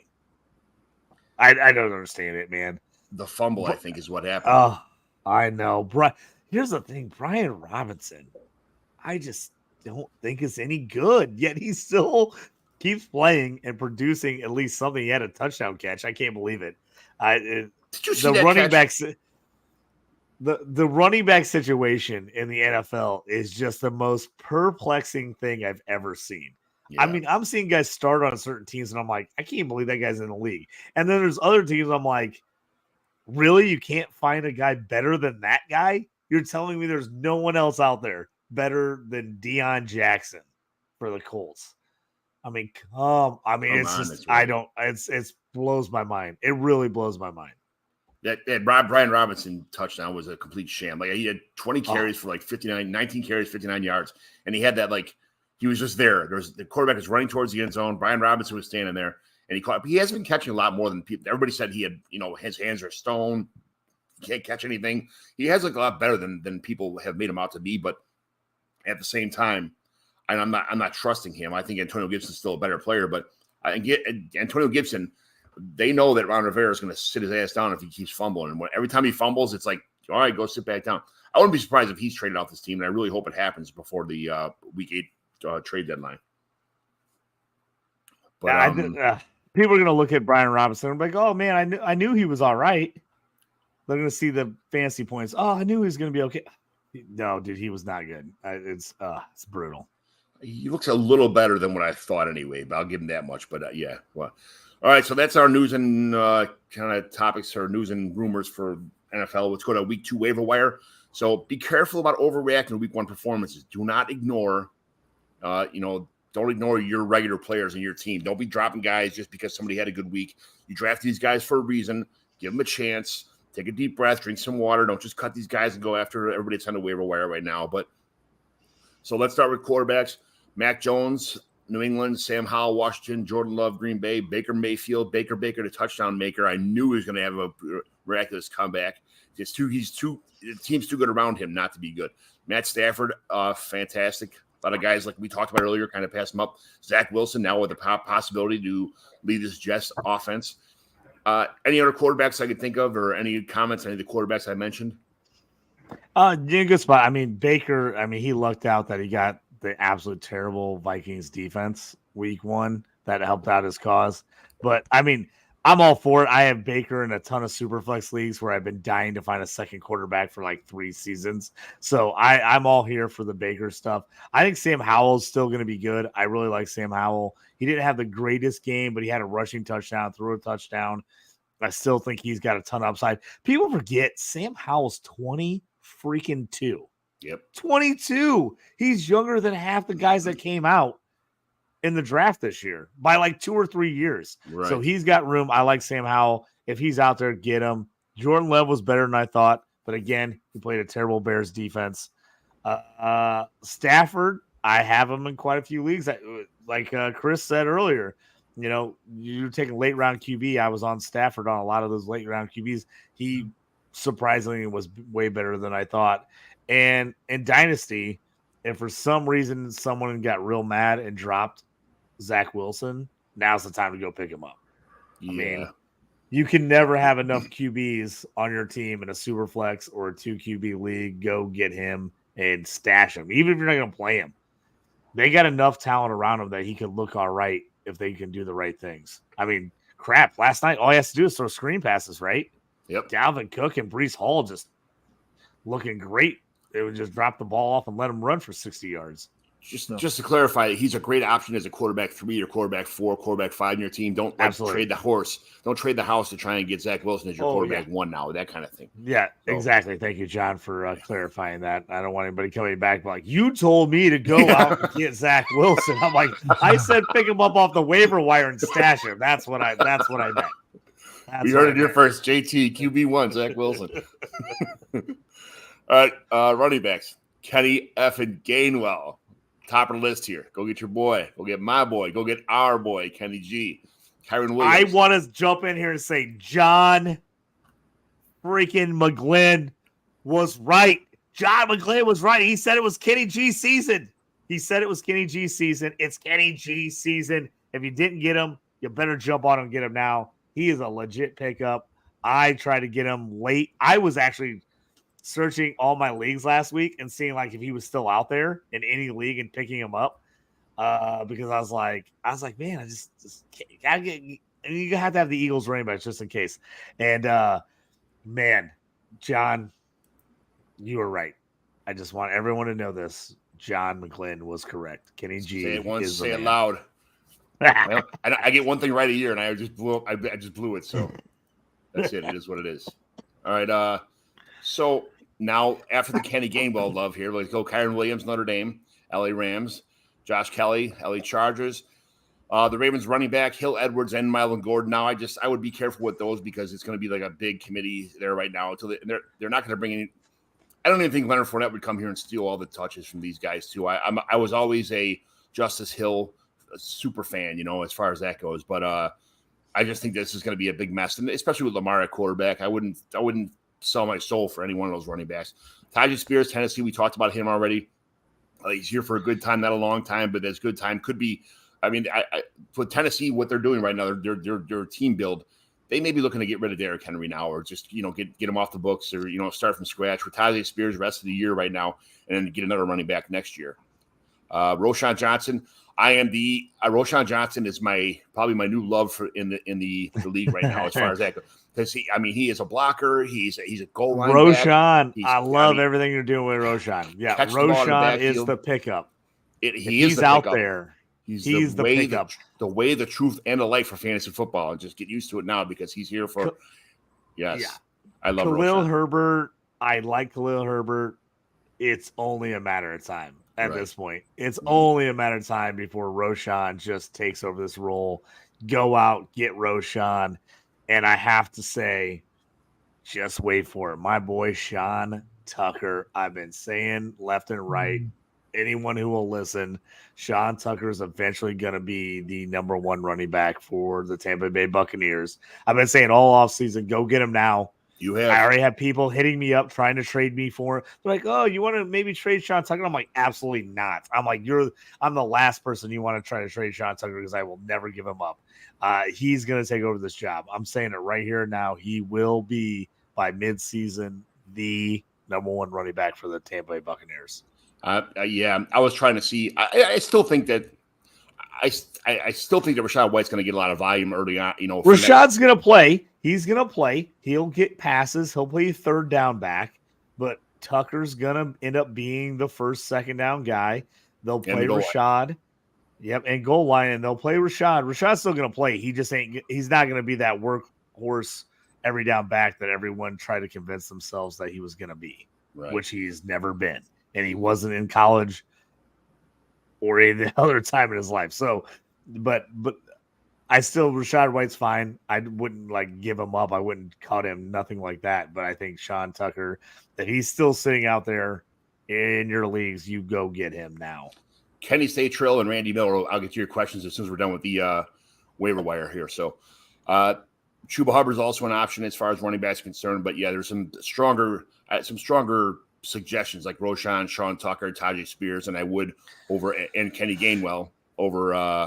Those guys. I will say Chuba. I would pick up Chuba if you have a spot and if you're in a deeper league. He's gonna be probably a flex play. He'll be playable. If anything happens to Miles Sanders, I think he's going to get more touches than people think. In a 10-team league, probably no way. But if you're in a 14-team league or bigger, Chuba's going to be playable. He's one of those guys that a lot of people hate, so he might not be that bad, that hard to pry out of somebody's hands too. I always say all the time, guys, don't be afraid to send out trades because who cares if the trades don't go through, whatever, if they get denied or somebody laughs at you. The answer is always no unless you try. I just got Trey Lance for we'll talk about our trades in a minute, but I just got Trey Lance for Kadarius Toney a couple days ago in the Superflex League, and I'm like, come on, man. Any quarterback in the Superflex League is pretty good, but let's go to wide receivers. Puka Nacua tops the list of wide receivers. Wide receivers are a dime a dozen, so don't sell your soul for wide receivers. There's a lot of good ones out there, a lot of average ones out there. Zay Jones, Kendrick Bourne, Jaden Reed, who I love. I try to get him every draft, every rookie draft, everything. Allen Robinson, just because of the fact that he's going to have a lot of opportunities. Now, we're possibly missing Freiermuth, possibly missing Deontay Johnson. Allen Robinson might have a lot of targets coming his way, but he's, again, somebody right now, I would pick him up. When he has a good week, sell him, that kind of deal. That's he's one of those kind of guys. Anybody else in wide receiver core that you guys could think of besides Kendrick Bourne had a good game, but I'm not going to trust him for a long-term fantasy value. He's a get rid of guy right now too. But what else? Anybody else I missed? I don't think so. Those are the main pickups. I mean, obviously, I've seen people selling their soul for Puka already, which is crazy to me. Zay Jones, I liked him last year. I thought he would suffer a little bit. He looked pretty good. He got obviously boosted by an outstanding touchdown catch. So that helped his week. Jaden Reed, like you said, if he's out there, go get him. He's just going to get better, especially if Watson has these hamstring issues all year, which nothing's worse than having a speed guy with hamstring issues. That's like the worst thing that can happen. Allen Robinson, like I said, cheap. He's probably on your waiver wire. Allen Robinson's definitely a guy. Go get him. If Deontay misses 4 or 5 weeks, they're going to get Robinson into the mix. So I do like that as far as wide receivers are concerned. Yes, Randy. Josh Kelly was already. Josh Kelly is somebody that I believe is going to make a big thorn in the side of our boys. So we'll see about that. But what were you saying, Chris? Did we mention Rashid Shaheed? He's available in a couple 10-team league I'm in, a 12-team redraft I'm in. He went 5 for 6. He was the wide receiver 12 on the week. He scored a touchdown. He had a couple rushes. 5 kick returns, 2 punt returns. There could be a week where he takes 2 to the house. So Rashid Shaheed could be available, and if you get him for a $0 bid or a $1 bid, check him out. Yeah, sneaky in those kick punt return leagues. I know, John, we talked about this past. I love doing points for kick and punt returns for guys. So for he's a sneaky guy. Yeah, yardages. I love it. So I mean, he's a sneaky guy that could be the wide receiver 2 there behind Olave, but then he gets you those bonus points on kick and punt returns, and he ends up being a super playable guy. So that's a good call by Chris there. Yeah, our new startup has all those points for touchdowns, for receiving yard. Every 10 yards, punting and we kick off return yards is like 1 point for every 10 yards, that kind of stuff. So it's it might be a little bit less than that. I think it's 0.1 for every 10 yards or 0.1 per yard or something like that. But I forgot what it is. But I know that just check to make sure these are guys you want to add if you have these special team scoring bonuses. Yes, for sure. Tight end Hunter Henry. I don't understand why Gesicki goes places and just can't do anything. Hunter Henry led the team in targets as far as that goes. Led the time in snaps. I will say this. Hunter Henry came out and basically said he was hurt all last year. Yeah. Like he played hurt all year. And it was like, and then he said the offseason's like, this is the best I felt in a long time. Of course, everybody says that. But I picked up Hunter Henry in a ton of leagues that had tight end premium scoring because nobody wanted him. He was just sitting out there for free. And I'm like, I actually kind of think he could be pretty good. I actually like him and Gesicki. Gesicki didn't get a lot of work week 1, but I think they'll work him in. I think they're going to run a ton of 2 tight end. I like Hunter Henry. I just think he's going to bounce back. And with this wide receiver core, I think the tight ends are going to get a lot of looks. So I was personally happy to see Hunter Henry have a good game. I played him a few spots. He actually crushed it for me. And I had 1 or 2 spots I didn't play him, and I was really mad at myself. Hunter Henry is definitely someone to pick up just because of the fact that I think that there's nobody else. There's no outstanding Devontae Parkers and Juju Smith-Schusters and all these guys that are on New England. They're not. I mean, even Kendrick Bourne had a crazy day, but I think Henry's going to be like the funnel of all the offense. Just dump off guys. So another one like that, Jake Ferguson, Luke Musgrave, those are just good football players. Luke Musgrave especially, just a good football player. A lot of young receivers around him. The quarterback needs a safety blanket, so Luke Musgrave is a good pickup. Durham Smythe surprised me a lot with just because of the fact they only had 1 tight end in the roster. So why would they even think about it? I told people, I mean, if you're in a regular league, you don't want Durham Smythe. But I'm like, if you're in any kind of tight end premium league or you're in any kind of league that gets you can play multiple tight ends, you get bonuses for them. I'm like, they specifically did everything they could not to go out and get another tight end after getting rid of Gesicki. So I was like, Durham Smythe's the guy. He is the guy. So in a regular league, you don't want him, obviously. But I had a bunch of big leagues where we get pretty high tight end premiums, and I played him in a few leagues, and he scored me really solid points. I mean, he was in the double digits, even though he didn't have a ton of catches and yards. If you're in any kind of big tight end premium league, I guarantee he's probably sitting out there. So get him. 7 targets yesterday, and that's when Gesicki was on the field, he got nothing. He got maybe 2 or 3 a game, kind of stuff like that. So nothing. Yeah, exactly. So I don't get it. I don't. Maybe it was just Gesicki, and that's all we heard for all these years was go after a young, athletic, tall. It's got to be 250 and 6'6", and be super athletic, and that's the only way that tight ends are going to pan out. But now we're just finding out it's these good grinding football players. That's all. You go back to basics. The stat sheet guys or not stat sheet guys. The analytics guys talking about it needs to be a side speed specimen and all the other stuff like that. It's just good football players. I think that there's so many good football players coming in the league right now at tight end that who could block, who can run, who can catch, who could do everything. So it's a good time to be a tight end, to need a tight end anyway. Hayden Hurst, I was going to say, I think you're right, John, but it's system. It's system. Gesicki didn't work for the Dolphins because they wanted a tight end that could block. Yes. Literally, McDaniels was like, my tight end has to be a good blocker. Well, Gesicki's a terrible blocker. So he's a terrible blocker. And so he's just like, you're not a good blocker, so I'm just not going to play you. I'm not going to give you the ball. I'm not going to do anything. I mean, and Smythe is a big dude who can block. Is he even half the athlete that Mike Gesicki is? Absolutely not. Mike Gesicki's a 10 times better athlete than Durham Smythe. But Durham Smythe's a big dude who can block. And he's got a coach who wants that. So that's what works. That's the biggest thing I think on tight ends. And I'll say this till the end of time. Tight ends it depends on what team you're on and how they want to use you. If they use you correctly. I keep bringing this up about Brock Bowers. I know I'm going on a tangent here, but like Brock Bowers from Georgia, I'm like, if he ends up on the right team with a coach that uses him correctly, the guy's gonna be amazing. If he gets on some team with a BS coaches, like let's put him on the line and have him block 90% of the time, he's gonna look terrible because that's not what he does. So it's like, I mean, if he that's tight end for me in the league now. Certain teams want guys that are athletic that can make plays.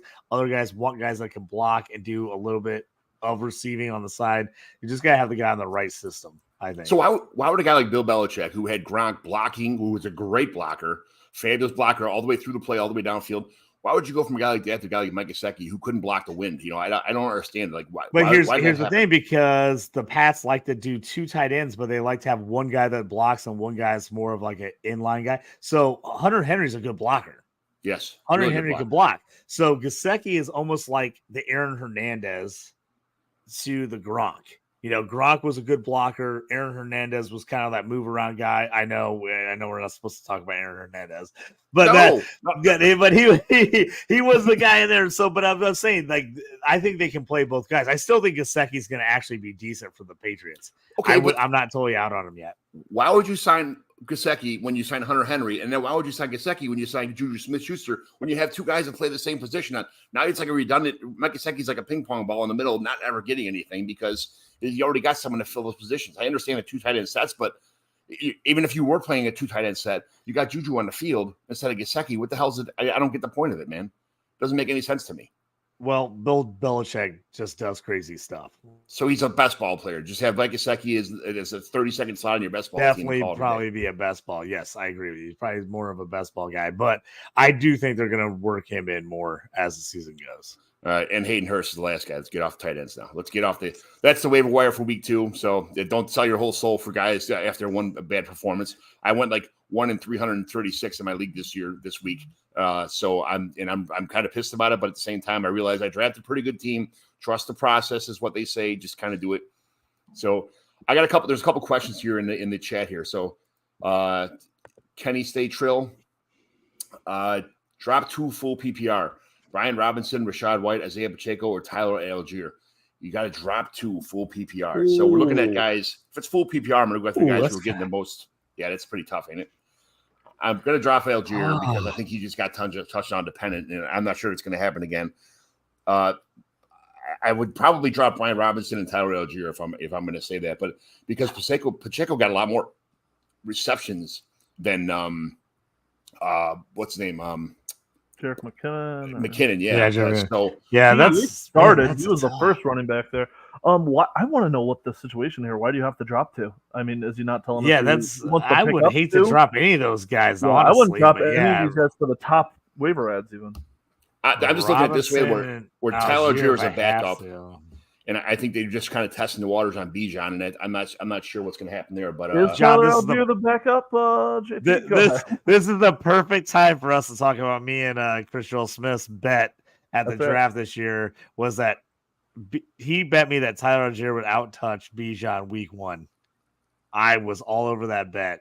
I freaking lost. How does Algier get 18 touches to 16 for Bijan? What are they doing in Atlanta? Just let Bijan roam. Oh my gosh. So yep, I lost that. I already paid my debt. So that you know, I already paid it up. That's why I said that Tyler Algier is probably going to be the guy. I'd get rid of the first person that instantaneously comes across is Tyler Algier.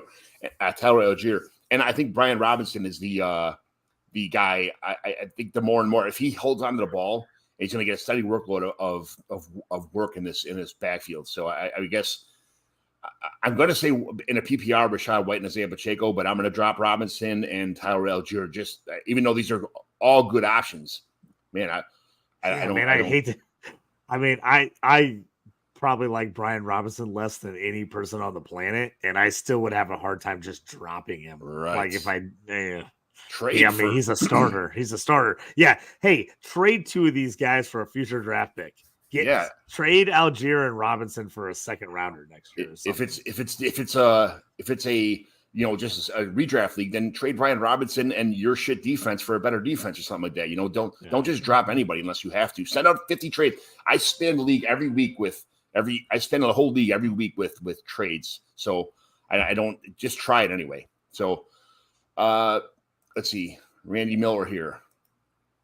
Oh, shit. Lost week 1. Oh, pull it back up. Is it back up now or no? Nope. Nah, it's not. I don't see it. There we go. Hey guys, lost week 1, put up 114. Do I make moves? T-Law, ETN, Brees, Amaron, St. Brown, AJ Brown, Goddard, Zay Flowers, 49ers, DJ Tucker. Oh no, yeah, you got a solid unit there. That's a bad week 1 loss. Goddard scoring 0, just murdered a ton of people. T-Law is going to be better. He had some turnovers, but he looked fairly solid. I actually think the Colts defense is better than people are giving them credit for. Brees, I actually was really actually kind of excited about how much they used him and how decent he looked. Should have scored a touchdown if Garrett Wilson actually runs and blocks the guy instead of cheering him on. Right. Should have been a touchdown. Amon-Ra looks good. I think the Eagles defense or Eagles offense looked one of the worst. They're probably going to look better than that the whole rest of the year. A little bit iffy there. Now Niners defense looked phenomenal. I think they're possibly the best defense in the league. So like we always say, don't overreact. Don't overreact. You took these guys, you like them, stick with your team. Give it a couple weeks. Don't do anything crazy till at least week 5 or 6. Yeah, I usually say 4 weeks because it takes the offense a lot longer to develop. I mean, I understand there's no excuse for a team like Philly who has the same chemistry and probably a better team all around. I understand that's a situation, but you have to give these. It takes the defense has such an advantage earlier in the season, especially with these compressed rookie camps nowadays and the small camps nowadays. It takes about a month for the offense to catch up to the defense. The defense just flows to the ball. They react. It's so much easier for a defense just to start out good than it is an offense. So, just hold on, hold your horses. So he says, another question from Randy here. Who should I drop for Josh Kelly? Elijah Moore, Dotson, Okonkwo, Tajay, Tank, Zay Jones, Chuba. If you watch Okonkwo, man, he would have had a walk-in touchdown if he wasn't overthrown by Tannehill. And Tannehill had nothing but time. It looked like a slow motion highlight film. You saw Tannehill falling back, dropping his arm. He threw it nice and easy. It was about 3 yards in front of Chig. It was and Chig was 5-yard burn defender. The linebacker was chasing him. So for me on this one, if you have another tight end and Chig's your backup, and this is a redraft league, which I don't really care about having a backup tight end in a redraft league, I'm dropping Chig for Josh Kelly here and letting everybody else. Because I think Tank actually looked pretty solid. He's going to get more carries. Zay Jones actually looked pretty good. Chuba, I like. I wouldn't drop Dotson. I'm guessing that's Washington Dotson. I love him, not dropping him. So I'm probably dropping Chig if I have another tight end. He just chimed in and said it's redraft, and he already has Goddard. So yeah, I dropped at that point in time with that scenario. I drop Chig for sure for Kelly then. And he's got one more question here. Is Brees a must start week 2 versus Dallas? This game could be super ugly. Oh, I told everybody, and I feel bad about this. I told everybody to sit Brees Hall week 1 because I just wasn't sure what the Jets would do in that game with him. And he looked pretty solid. He got more carries than I thought. But I feel like this is a huge under game. I mean, I'm going to be surprised to see what the line is. I haven't looked them up yet today, but I feel like this is going to be a really low-scoring game. Both these defenses are real tough. They both get a ton of takeaways. If I have a better option, I'm probably starting someone else. If I don't, if I don't have another really good, I have like a middle of the road second RB, I probably would start Brees just in case he gets a touchdown. Let me check. This is how it's supposed to work because we want the show to go kind of somewhat fast. What we're supposed to say is, yes, Brees Hall is a must start every week on your team because he drafts, and that's it. It should be that fast, all right? My Chris, bad. Anything? Drink, JT, drink. Drink. Dallas D scares the shit out of me after that Giants game. Yeah, it is what it is. So you got to do what you got to do. It's one of those. Nobody saw that game coming. So you got to make me drink every time I say something, Chris, or what? Yeah, we it. basically got the bingo game going, but we're not playing bingo. We're just drinking. So I wish I could. I got my dad's birthday today. Happy birthday, Dad. My dad's Happy birthday, today. Dad. Happy birthday. All right, so Mighty McGlynn recent trades. These are 12-team, 30-man deep rosters. No kicker, no defense. It's PPR, tight end premium 0.75, Superflex 5-point touchdown, 2-point interception. So Calvin Ridley for Dalton Kincaid in 2:24 seconds. Is it 2 or 1? Oh, 8:24 seconds. Sorry, Calvin Ridley for Dalton Kincaid in a 24 second. It's a tight end premium. I'm leaning Ridley, but if I really need tight end, like I'm desperate for tight end, then I like the Kincaid side. Chris? Kincaid. That's a tough one. It's like 50-50 for me on that one. It depends on where my team build's at right now. If I'm pretty good at receiver, I'm definitely, you have to flip flock. And these are not, all these questions are not in a vacuum. You have to look at team builds here. So it's kind of hard without seeing the entire team, how to make these trades. If Ridley's my fourth receiver, I'm jumping ship and getting Dalton Kincaid as fast as I can. If I don't have a tight end, I'm getting Kincaid. And on the opposite side, if Kincaid's my second or third tight end, I'm going after Ridley if I need a wide receiver. So that's where that stands. 24th, third for Gerald Everett and Deonta Foreman. I mean, I'm taking a Foreman and Everett side. I'm probably taking that side unless I'm just like, my team's terrible and I'm just trying to get draft picks. But I probably take the Foreman Everett side. Even then, I think you can get more than a 24th, third for Everett anyway by himself. So hopefully you get at least 2/3 out of that, for both those guys something. Deonta Foreman, Tyler Scott, and a 24 second for Elijah Mitchell and Deuce Vaughn. Foreman Scott, second for me. Yeah, the second round pick right there is pretty much. I like Elijah Mitchell. Don't get me wrong, but I think at this point in time, what is he, 25 already? That kind of deal, and he's not going to get anything as long as he's the backup running back. If something happens, of course, he's a gold mine for a year, possibly. I guess I can't even say that with a lot of confidence, but a 24 second, I think right now is the play there. So, yeah, Chris, I agree. Thoughts? Nope. All right, good. TJ Hockenson, Devin Singletary, and Wan'Dale Robinson. So TJ Hockenson, Devin Singletary, and Wan'Dale for Michael Wilson, Jalen Tolbert, Alec Pierce, 24 first, second, third, and fourth. Sounds like a rebuilding team big time there, huh? Yeah. Is that your trade, John? This is the one I made in that league when I kicked out. I just said, I'm getting rid of this team. I'm done with it. Yeah, Right. Yeah, I don't mind the giving away Hawk there if you're getting a first, a 2/3. I like Alec Pierce, obviously. I think Michael Wilson's going to be decent. I don't mind that trade at all because really it's Hawk, Singletary's whatever. Rondell, I don't know if he'll ever be healthy. I don't mind that trade at all. If I'm rebuilding, I like that trade. I like that trade if I'm rebuilding. If I need a tight end that puts me over the top, then I'd take Hawk. Yeah, I drafted my team. I wasn't happy with it. And I'm like, you know what? And then somebody got hurt. And I just said, that's it. I'm throwing in the towel. It is what it is. So I like Michael Wilson a lot. I think he's young.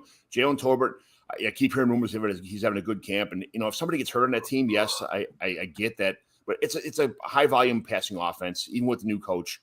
I still like Jalen Tolbert. I like the second-year guys to possibly break out. Alec Pierce might be a best ball guy. He may be the future. I have no idea. A 24 first.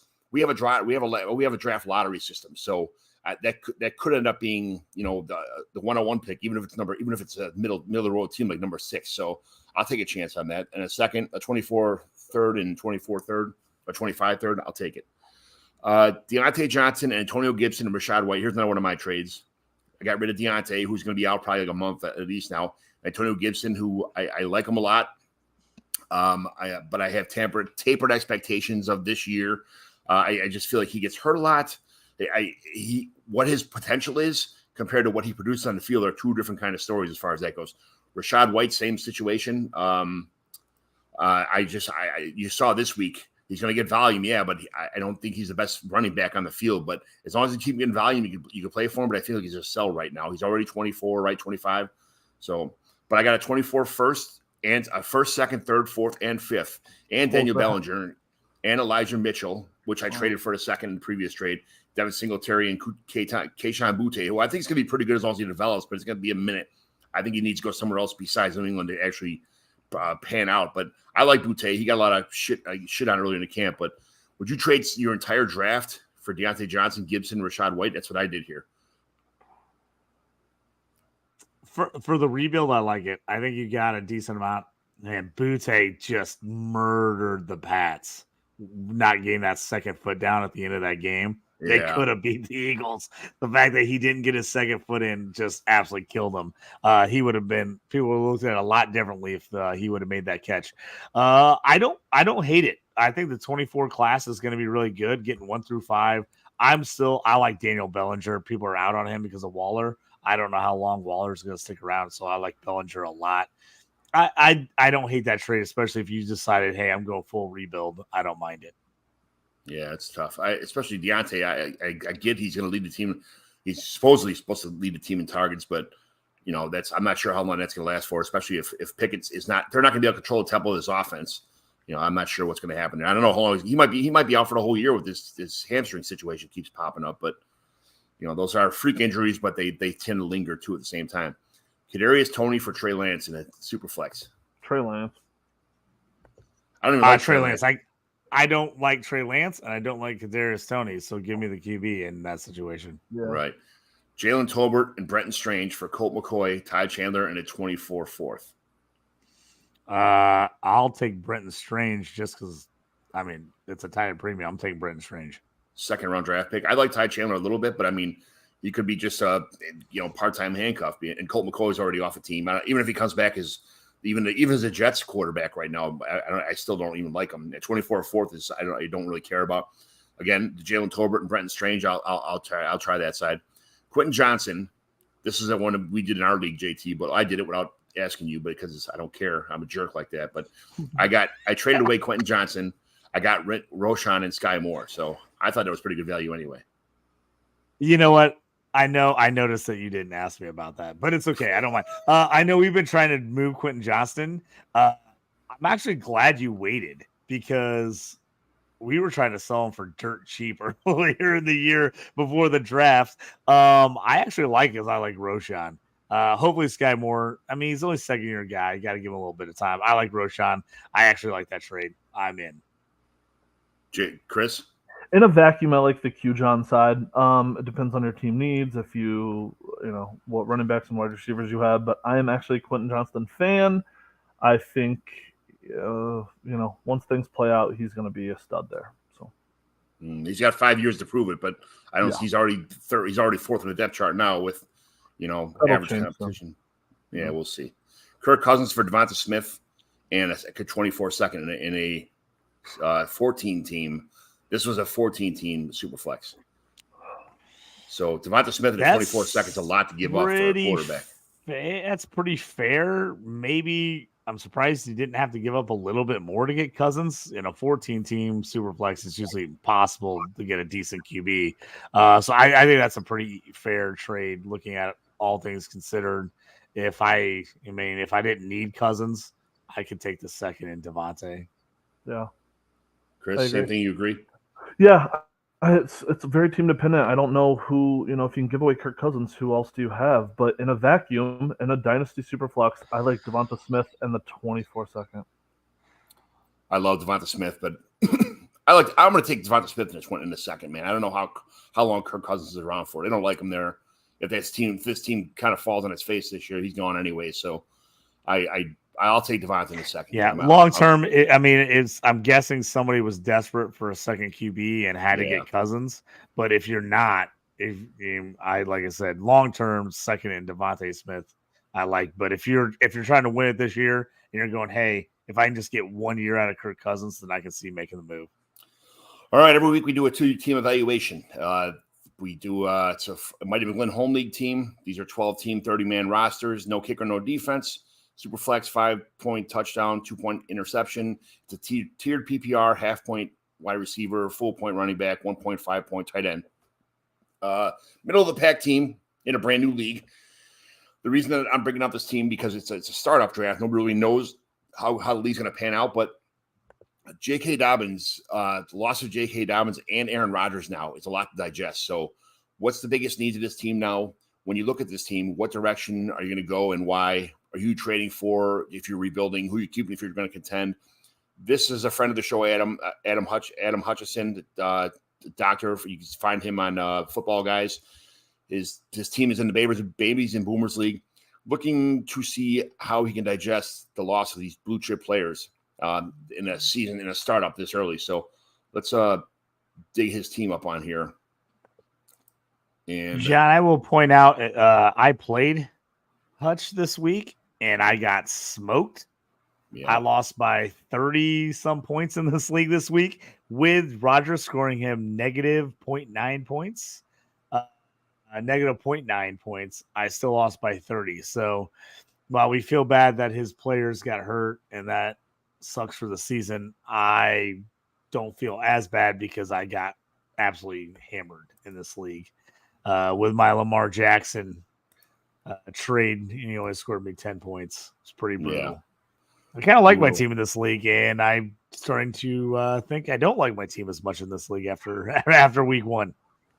I didn't like my team at all. So, all right, I'm sharing this my screen here. So this is the team we're talking about. It's Aaron Rodgers, who now we know is the situation he's in. I think he's probably going to head toward more retirement than coming back next year. I don't think he's got much to prove in his career, especially it takes a year for a healthy young man to come back from a torn Achilles. And it's, if you saw the replay, it snapped. Like the whole thing just whoosh, like the drapes, like they explained last night. Christian McCaffrey, Bijan, great building blocks. McCaffrey, I'm not sure how long he's got left, but as long as he's going, he's going. Amari Cooper, I'm a big fan of Amari Cooper. Brandon Cooks didn't really produce this game, but at the same time, I like his long-term value. He's produced everywhere he's gone. Michael Thomas had 9.6 points for his team. Michael Thomas is someone, if he stays healthy, he could be a league winner also, especially for what you paid for him. Most people paid for him. We already talked about Hunter Henry earlier about he may be the funnel of this entire offense. Ken Walker, Cam Akers, both high-volume guys, usage guys. Dobbins, this is the reason that he was originally before the Aaron Rodgers situation. Dobbins was the reason I brought this team up on the show, because of the fact that I thought losing Dobbins was a humongous, splinter in the thorn in the side of his team. But as you can see, he's already got 4 pretty good running backs. Aiden O'Connell, who I like a lot as a backup. Mac Jones could turn into a solid like QB2, especially QB3. This is his QB2 probably because he's got Stroud as another quarterback on his team. I'm not a big fan of, but he'll have to fight that battle every week between starting Mac Jones and C.J. Stroud. Then he's got CEH, Rico Dowdle, which we're not see anything until something happens in Dallas. Deion Jackson, Dion, that's your boy JT. He had 13 carries, 14 yards, and 1 rushing fumble. And he fumbled twice. Yeah. He lost both. It was brutal. Pierre Strong, who is not, he's on Cleveland, I think, or he's on somebody's practice squad, I believe, right now. Kendre Miller, who started out, he's already hurt. I like Kendre Miller, but it's the longer and longer he's not on the field producing, the shorter and shorter the time comes to week 4 when Alvin Kamara is back. OBJ, don't trust him. Devontae Parker, don't like him, don't trust him. Curtis Samuel, producer, but Marvin Mims, solid fantasy option, long-term fantasy option. Nathaniel Dell, Tank Dell, Houston, I like him a lot, but kind of a see what happens there. Troutman, I think people were expecting a lot from Troutman. He had 5 for 5, 35 yards and a reception. I was kind of with him and Dulcich on the same team. I was kind of worried about this, but now Dulcich is going to be out for a while. Troutman might shine in this offense now without any competition. So that might have been a really good pickup for him. What losing these 2 guys, I don't think it hurts him as bad as Aaron Rodgers was obviously his blue chip quarterback here. He's got O'Connell. We already talked about. I like him. But now he's going to have to go with Mac Jones or C.J. Stroud. How bad did these injuries hurt somebody starting off their season with? JT, I'll start with you. When you're looking at this team, is this like, hey, man, I still got it, I'm going for it right now, or should he start throwing the towel and trading away these McCaffreys and older guys right now and start rebuilding for the future? Because he does have a lot of young, good players here too. But Amari Cooper, Brandon Cooks, Michael Thomas, these are all, you can get a lot for these guys right now. But if you wait too long, the Stagecoach might turn into a pumpkin pretty fast. What do you think? Yeah, I mean, I hate to be the one talking about this because my team got smoked by this team by 38 points. I lost a 149 to 111. So, I mean, maybe I should be selling off all my pieces, but I mean, I've got Zach Wilson in this league. Maybe I need to throw out a trade offer here to get him to see Zach Wilson. I think he didn't even start 2 QBs in a super flex. I had 50 points out of Tua and I still got smoked. So that tells you how bad my team played. I didn't Stroud Mac Jones. I mean, Mac Jones put up 41 in this league. So it wasn't terrible. I mean, he got 18 out of Stroud, who didn't even have a great game. And I mean, Cam Akers and Dobbins had 20 yards each rushing, but they both had a touchdown. So he scored double digits. I don't think I'd make any crazy moves. I mean, drafting Aaron Rodgers, he probably figured he was getting a year, maybe 2 out of him max. Anyway, I like it. I don't think I go crazy. Maybe I make a trade for a future pick to try to pick up one more QB. If I'm really nervous about it, but I mean, like I said, he didn't even play 2 quarterbacks anyway, and he still got Mac Jones and Stroud. So I'll throw him out an offer for Zach Wilson, see what he thinks, or me. But yeah, I'm not blowing it up. I mean, I'm not blowing it up at all. JT, I mean, Chris Joel Smith. I love calling him Joel, even though it's his middle name. Right. You do that a lot. The other day in the garage, I was like, "Is he drunk or no?" But it's cool. You can call me Joel. I just want to call you what I want to call you. Yeah, CJ. I went by that for a little while in my 20s. So I'm looking at his draft. A couple interesting things. He's only one of 3 total teams who made no draft day trades. Maybe 4. Tim didn't. Pat Fitz didn't. I didn't, and neither did Hutch. And he went running back, then young QB, CJ Stroud, running back. So he went very heavy running backs, 4 running backs in the first 5 rounds. Now the 4th one, J.K. Dobbins, done, out. He's still going to be fine. Bijan, Christian, Walker. You're right. Christian's getting old. He could fall off a cliff very soon. But the fact that he didn't start another quarterback, and both Stroud and Mac Jones were on the bench, but did plenty well. I think Mac Jones will probably be his main QB starter. CJ Stroud might be in the super flex, but other than that, he's got good weapons that he can plug in, a running back or a wide receiver in that super flex spot. I don't think you should sell the farm. I don't think you should stop, even with your 1, 2, 3, 4, 5. His 5th round pick and a 6th round pick both ripped their Achilles week 1 of NFL season. That's crazy, but he got away with the win. Now this is still smoked me by 30. Yeah, smoked you, but I don't know how he falls. This was a play-all. This wasn't even like is he 1-0 or is he 1-0 or whatever. I still got to get used to the McGlynn style play-all and stuff, division stuff. So he is Where does that fall? Buffalo. Wait. See, so he's 1-0. You're JT, you're 0-1, and Chris, you're 0-1 also. So what about in his division though? Right? I mean, in his division, if he's 0-1, that means that he's 1-0. P2W got a tie with Pat Fitzmaurice, and JT got a loss. So the ties don't show here on Sleeper, right? No, they hasn't updated yet. But it takes a day for by tomorrow morning it'll be that's when the stat corrections come in, all that kind of stuff. Either way, he's at the top of Division 3. Nick Scripps in the middle, right, and JT Orange is at the.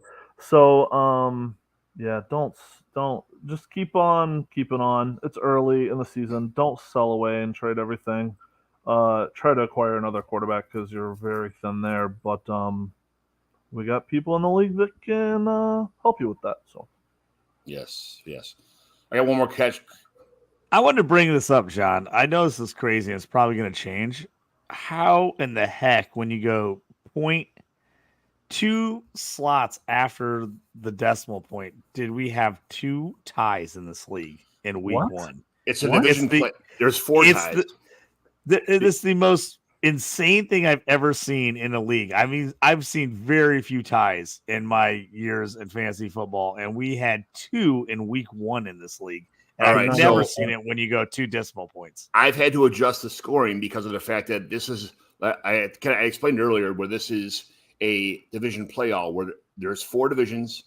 Each division plays against each other. So there's a win, a loss, and a tie in each division. So I had to go in the computer and manually adjust the scores to make 2 ties so that people got a tie. Now the rest of the schedule is week 2 and week 14 is a regular, like the old school 13-game schedule. So this makes way more sense now. I was like, how in the world is there this many ties? I'm like, this is the most insane thing I've ever seen. Now I'm glad you explained that to me because I was like, this is the craziest thing I've ever seen. I'm like, how do you go? I mean, I've seen leagues tie where there's like touchdown dependent. There's no decimal point scoring. I've seen ties there. I've never seen a tie where it goes 2 decimal points. So I was like, how did we get 2 ties? So now I'm glad you explained that to me because I was like, I was losing my mind. I was like, what is going on here? All right. Well, yes. So I'm going to make a show for our league specific, and I'll post it to the message board like one of these things like I did last week.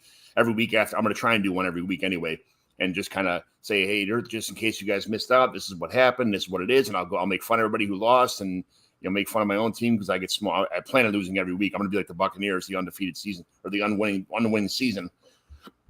But that's what I'll explain it all in a video that everybody can kind of look at and say, oh, that kind of deal. So I got one more question from Smitty McCall. Are we moving on from Kyle Pitts this early? This kind of a JT, I'll let you start with this one, but I want to keep it short as possible. It's almost 2 hours already. So my thing is, if you got Pitts, you can't sell them for what you need to get for them or what you paid for them. So I'm holding. It's a complete hold for me, unless you have somebody in your league who just still is all about Kyle Pitts and will give you premium price for him. I'm holding him. I just don't think you can get what you want out of him at this point.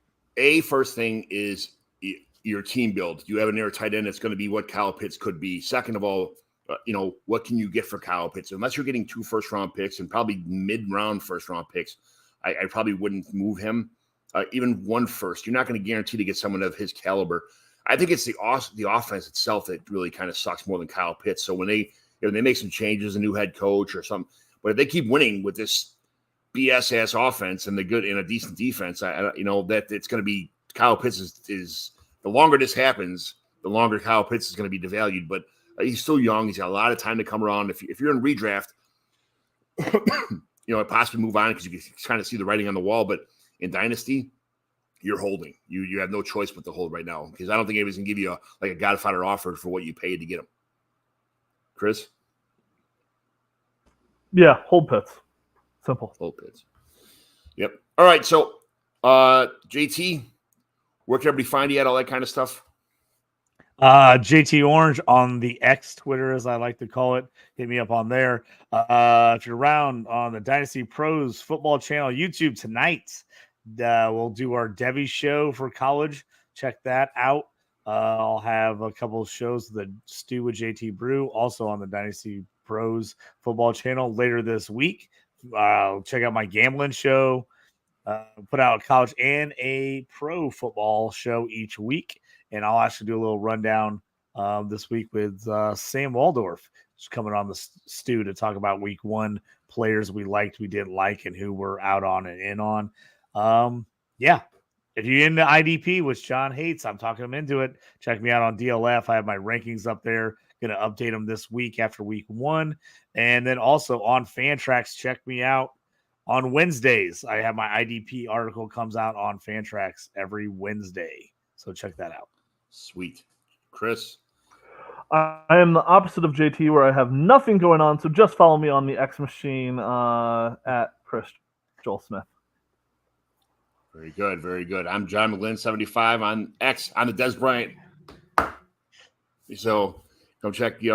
I'm here. I post a lot of stuff to X a lot. Just I'm busy on there. I try to do a show once a week. I have a great time with these guys, with new guests all the time, with JT whenever he decides to grace me with his presence. But he's a busy man. So, but thanks a lot for watching, everybody, and we will see you next week. Much appreciated. Woo. McGlynn is in. I repeat, McGlynn is in.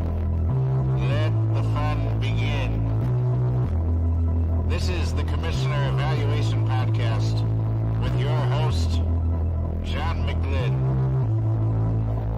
Was that Herms? He got them guests on the Rolodex, stopping by to talk about some Dynasty Superflex. Everybody, yo, commish is in. It's time to sit down to listen to John McGlynn. Yo, who we trading, who we fading, who we getting off the squad. Knowledge never overrated, playing for number one. And yo, McGlynn is in. It's time to let the